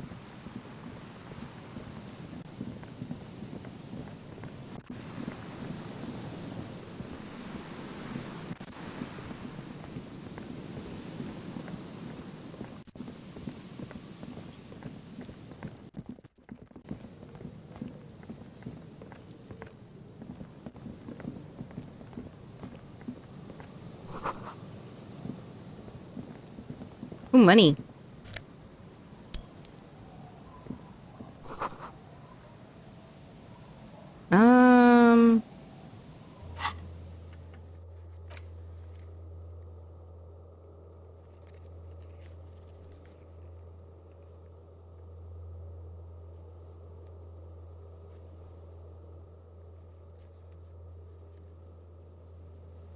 Need to get a copy of the map. I did not realize I didn't get it yet. Don't I? buy that from like the fucking convenience store or something like that. I have to walk all the way there. Ah, the worst timeline.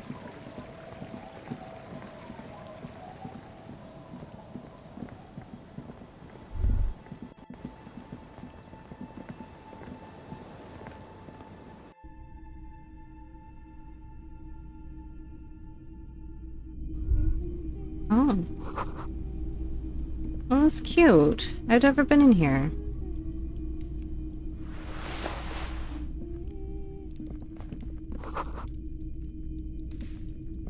Hello, Oh, child. mister. She clutches a small stuffed animal. Occasionally, Oh, she she's so twirls it around. cute! Yes. They don't want to play with me. They're older and play outside. They look the same. Sometimes I can't tell them apart. They look identical. I'm gonna cry. She's so precious. Yes, I am. Little Lily. You know my mom? Yes. Yes, I know your mom. That's nice. My mom is great. She's never angry or anything. It's a grouse. You might be able to get on Garth's good side if you replace the broken skewer you almost certainly broke. I don't know. Sure. I mean, you already took it. I don't like it anyway. It looks angry. It's Lammy. He's my Lammy. friend. Sort of. Like... Lambie is a stuffed lamb that, admittedly, has seen better days. One of the eye buttons is missing, and the fur is tattered in several parts. Yes. Very soft. Isn't he soft? Yes. Oh my god, he's so precious. Ah! Cute aggression.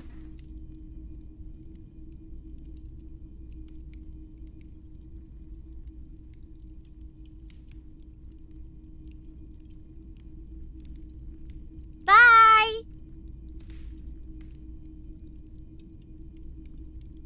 Bye.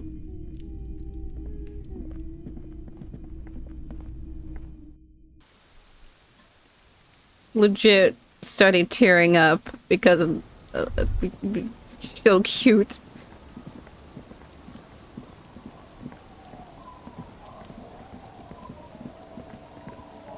Alright, now I gotta talk to... No, you know, I don't have to talk to the drunks.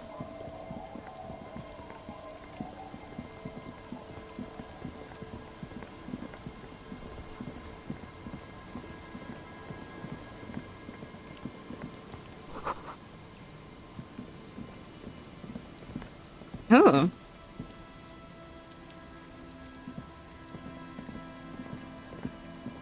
Oh, we're not gonna slow walk all the way over there. Jesus, what do you think I am?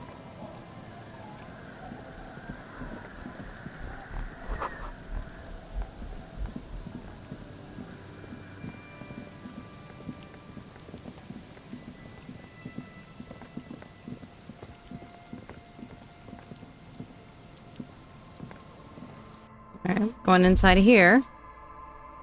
What's in here?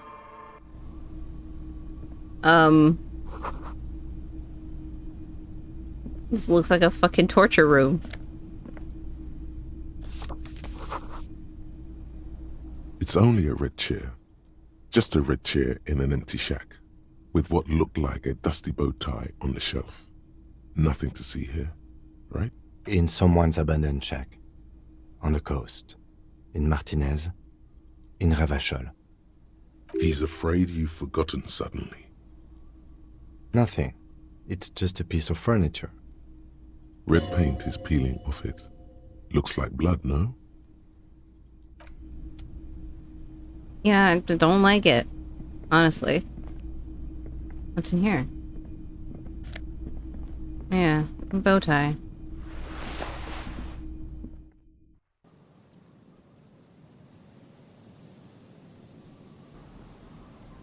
Alright, I'm gonna see if I can get a fucking map finally.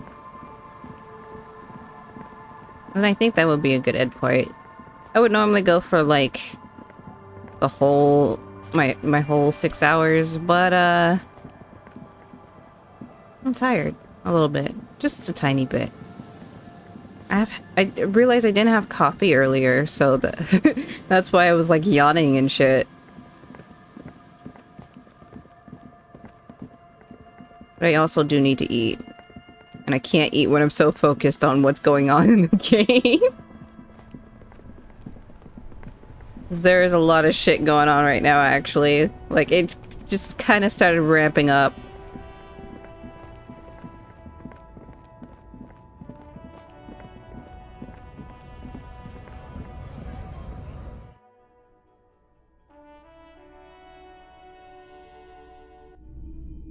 Right, you got a map, lady? Is... Wait.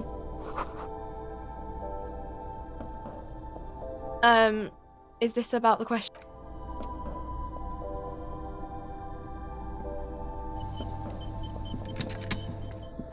The tear machine stands in the corner.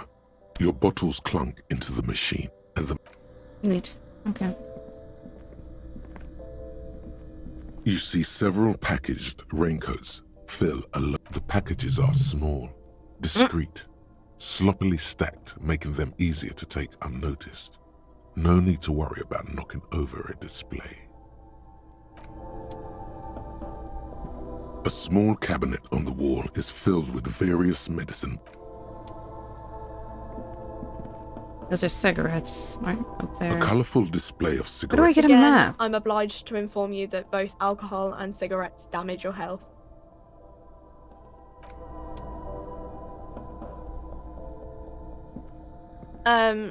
Is this about the questions again?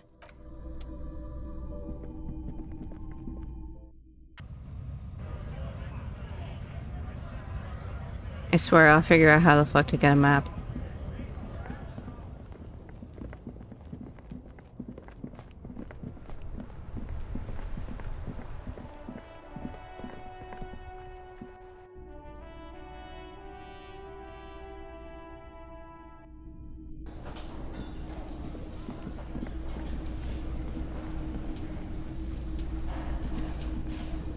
Hi again, gendarme. Composure. Goddamn. Oops. Bye-bye, gendarme. Alright, bitch. Can I help you? What is this thing? What, the interior decorating kind? You know, I'm sorry. This is actually a nice bird. A competent piece of taxidermy. I can fix it to the plaque and have a new bird in the establishment, I guess? Yeah. So, I don't know. Thank you. I'm gonna go with thank you. People just don't know how to accept gifts, especially taxidermy. He likes it. He likes the bird. He likes the bird. Good. Bird problem. I feel good about our work here today. Oh. It's all about the little things, like bringing people random stuffed animals. Yeah. I got a team achievement for that, too. Oh my god. Good cop, bad cop. We're very good cop. We're also a very sorry cop. We're very sorry about everything. And we're heavy communist.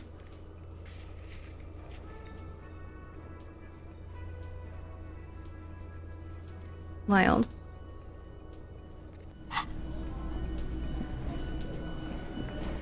Oh my god. I need to talk to the lady. And also report the body. And all of that. Actually, I think I know where maps are sold. I hope they're not closed. The lady's not here. Damn it.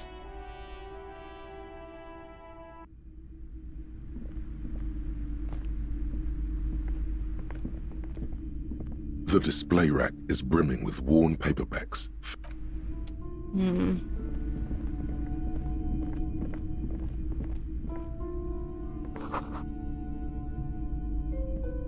Shelves filled to the brim with crime novels.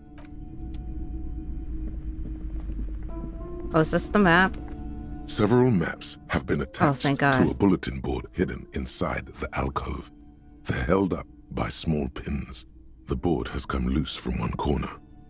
The maps look old and faded. Your eye catches a map of Insulinda, a map of Revachol, and a map of Martinez. I'm sorry, officer. The map of Martinez is the only one available. The other two are not for sale anymore. And besides, you could scarcely afford them. Ugh. What a bitch. They're quite valuable, though they might not look it. The map of Martinez is 90 cents, though. That old thing? It's an out-of-date map of a tourist location that never was nor came to be. From when some design studio people tried to spruce the place up 4 or 5 years ago. They also renovated the horse statue, set up those coin-operated viewers, and designed the new street lamps. They didn't get that far, for some reason. A shame the project never got going. Would be nice if someone fixed Martinez up. All these ruins are bad for business.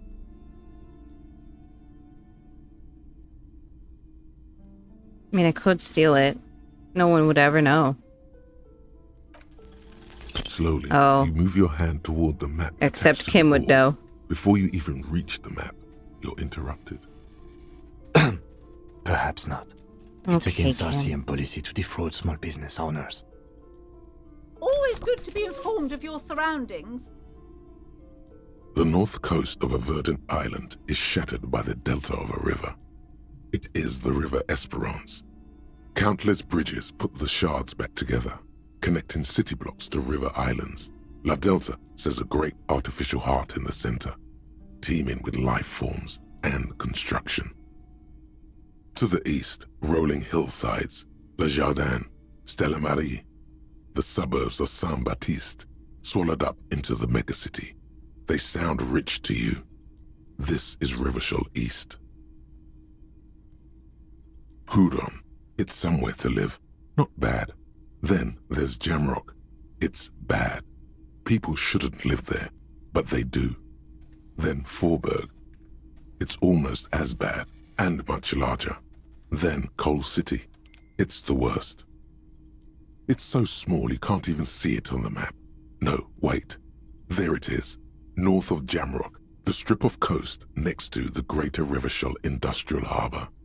It looks downright despondent. It's almost Coal City, to be honest. No, Coal City is worse. A charred limb. Rain falls on its slick black streets. And then there's the burnt-out quarter in the heart of Jamrock. Is it cold in this bookstore? Or is it just you? No, this is somewhere to be. This is all you have. But it's still something. Streets and sodium lights, the sky, the world. You're still alive. This large map displays archipelagos. You see a constellation of small dots on the light blue emptiness of the Insulindic Ocean. The largest in the northeast is La Caillou. You are here. Another far away in the southwest, Seminese Islands, Ile de Fantôme. Uh-huh. What else? Ozon, Laurentide, Fas à la Mer, Archipelagos, North Arcade Islands, all just specks of dust on the vastness of the Insulindic. On the edges of the map, the color fades into a blur of dotted lines, black and white. In the northeast, a dust mite stands on the north coast of Caillou in a bookstore. It's you. Radiating outwards from you, the suzerain Revachol, with a radius of 80 kilometers, still the crown jewel of this Isola would be barely visible.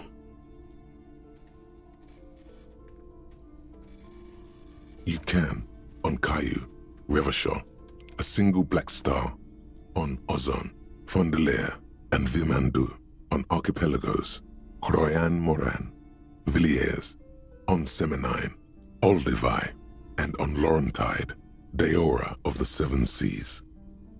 Lost little pearls of light, tiny fires in the dark. The ocean breaks apart into a tangle of cosines and azimuths, all pointing into pale nothingness. Windy is the north azimuth. Grad is the northeast azimuth. Samara is the east azimuth. Sail is the west azimuth. Isolas, they're called. I just want all of you guys to know that I'm like listening to all of this. It's not being processed. I when it comes to imagining maps, I need to have a physical map in front of me. Otherwise, I'm like, yeah, these are places.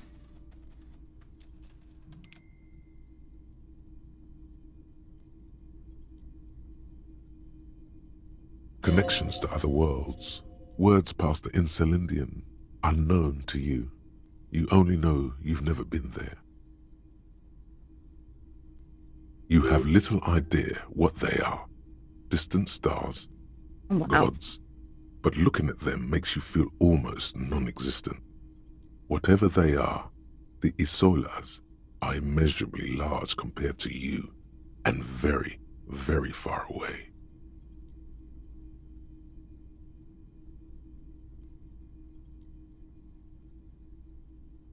Perhaps they are gods, gods of distance and outer dust. Jesus.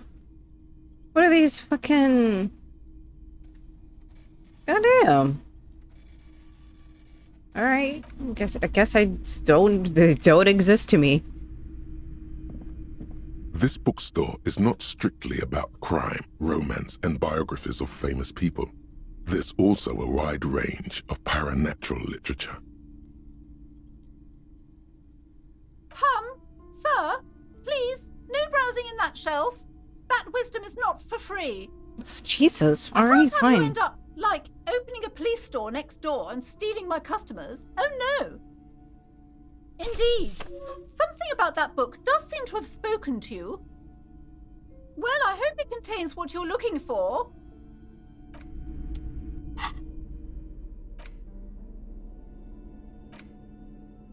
The worn map features the patchwork grid of the streets of Martinez, with directions to appropriately touristy locations. Year 48 resides on the upper right corner. Your finger moves through the various streets, across Rue de Saint-Ghislain and Rue Saint-Cypar, over Saint-Brun and Martinez North. Finally, coming to a halt on the spot where you are currently standing, although the map gives no such indication itself. For a more detailed view of the map, go to your journal and select the Map tab. Thanks, tutorial agent.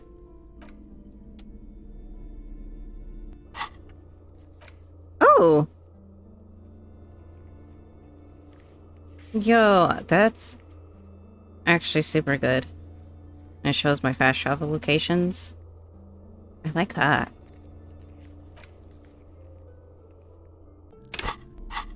Alright, let's look at this book. Medicinal Purposes of the Pearl. The cover of this heavy tome features a number of esoteric symbols.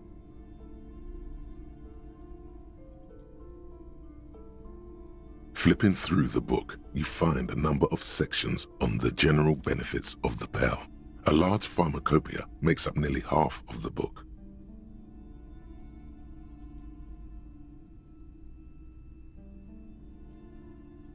You come across the following explanation. While modern pharmacopoeia are continually updated by so-called experts based on the results of clinical trials, readers will find assembled here the timeless wisdom relied upon by generations of traditional Seolite medicine practitioners, Mesk mystics, and Ilmaran folk doctors. The map is really cool, yeah. Finally, something to calm the angry spirits that have been plaguing you. It seems to contain descriptions of the medicinal properties of various ingredients that may be gathered from the pearl, as well as instructions for producing a variety of herbal remedies. There are a number of Seolite tonics that promise to improve your short-term memory, but nothing that speaks to your condition. What you're describing is booze. You don't need any herbs for that. Don't need any herbs for that. There's nothing in here that speaks to hangovers directly. However, while browsing through the various descriptions, you become convinced that you could assemble something from the ingredients listed here. Want to give it a shot? First, you need to choose a base ingredient. For hangover? Oh god, okay. Next, you'll need to combine the base ingredient with an appropriate vehicle. Lastly, is there anything else you'd like to add? The ginger root will help with the nausea, and the birch bark tea will help you flush out the toxins. The ginseng should give you more energy as a nice bonus. So, I know, like, very basic things about herbs and medicinal properties of herbs. So I was just kind of like, I think this is right. I didn't actually expect to actually get it right.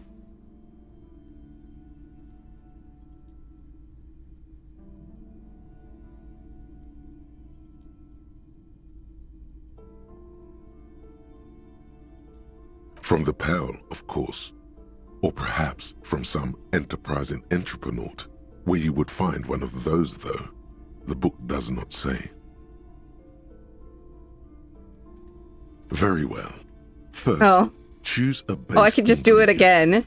Oh, that's funny. Okay, what's Next, this? You'll need to combine the base ingredient with an appropriate vehicle. Lastly, is there anything else you'd like to add? The ginger root will help with the nausea, and the birch bark tea will help you flush out the toxins. You close the book and find yourself staring at the familiar cover once more. Cool.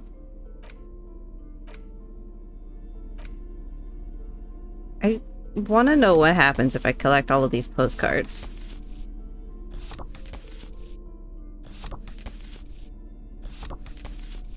Because I have so many of them.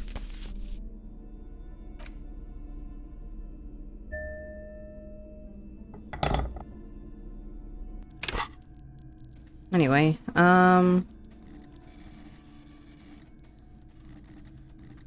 was gonna level something up. I don't remember what, though.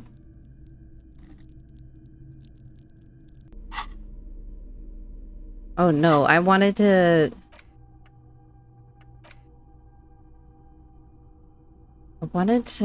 get a new thing in the thought cabinet so I can internalize this one. So I want to know what this does. You know, I'll save the skill point for next time. I should probably, like, actually get to eating and winding down, probably. I don't know. I haven't actually logged into 14 either. At least not all day. So I'm doing that now as well. Oh my god, it's Tuesday.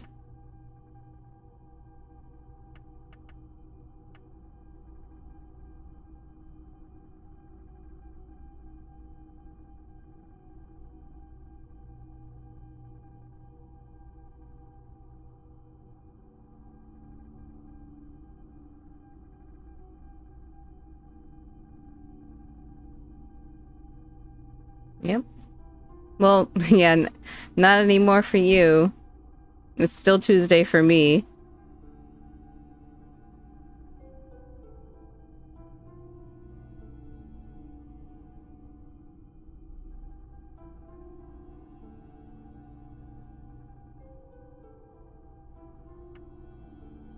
Okay, well... I guess I'll save my game. It probably auto-saved already, and I didn't see, but, I don't know. I don't trust it. I save like 5 times, sometimes. Anyway. that's enough of that.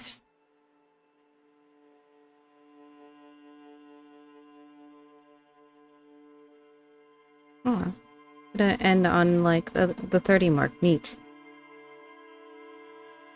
Well, it's close to the 30 mark. It doesn't matter. Oh jeez, okay. Sorry, I had to put everything back where it was. I had things rearranged on my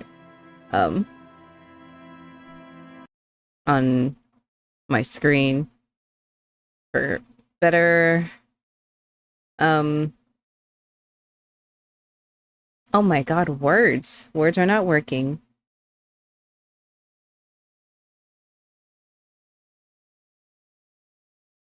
Anyway, I'm done for today. I'm done with that for today. Thank you guys for tuning in and watching my disaster cop. Yeah, exactly. No thoughts, head empty. I truly am the disaster cop, except with less drugs. Goodbye.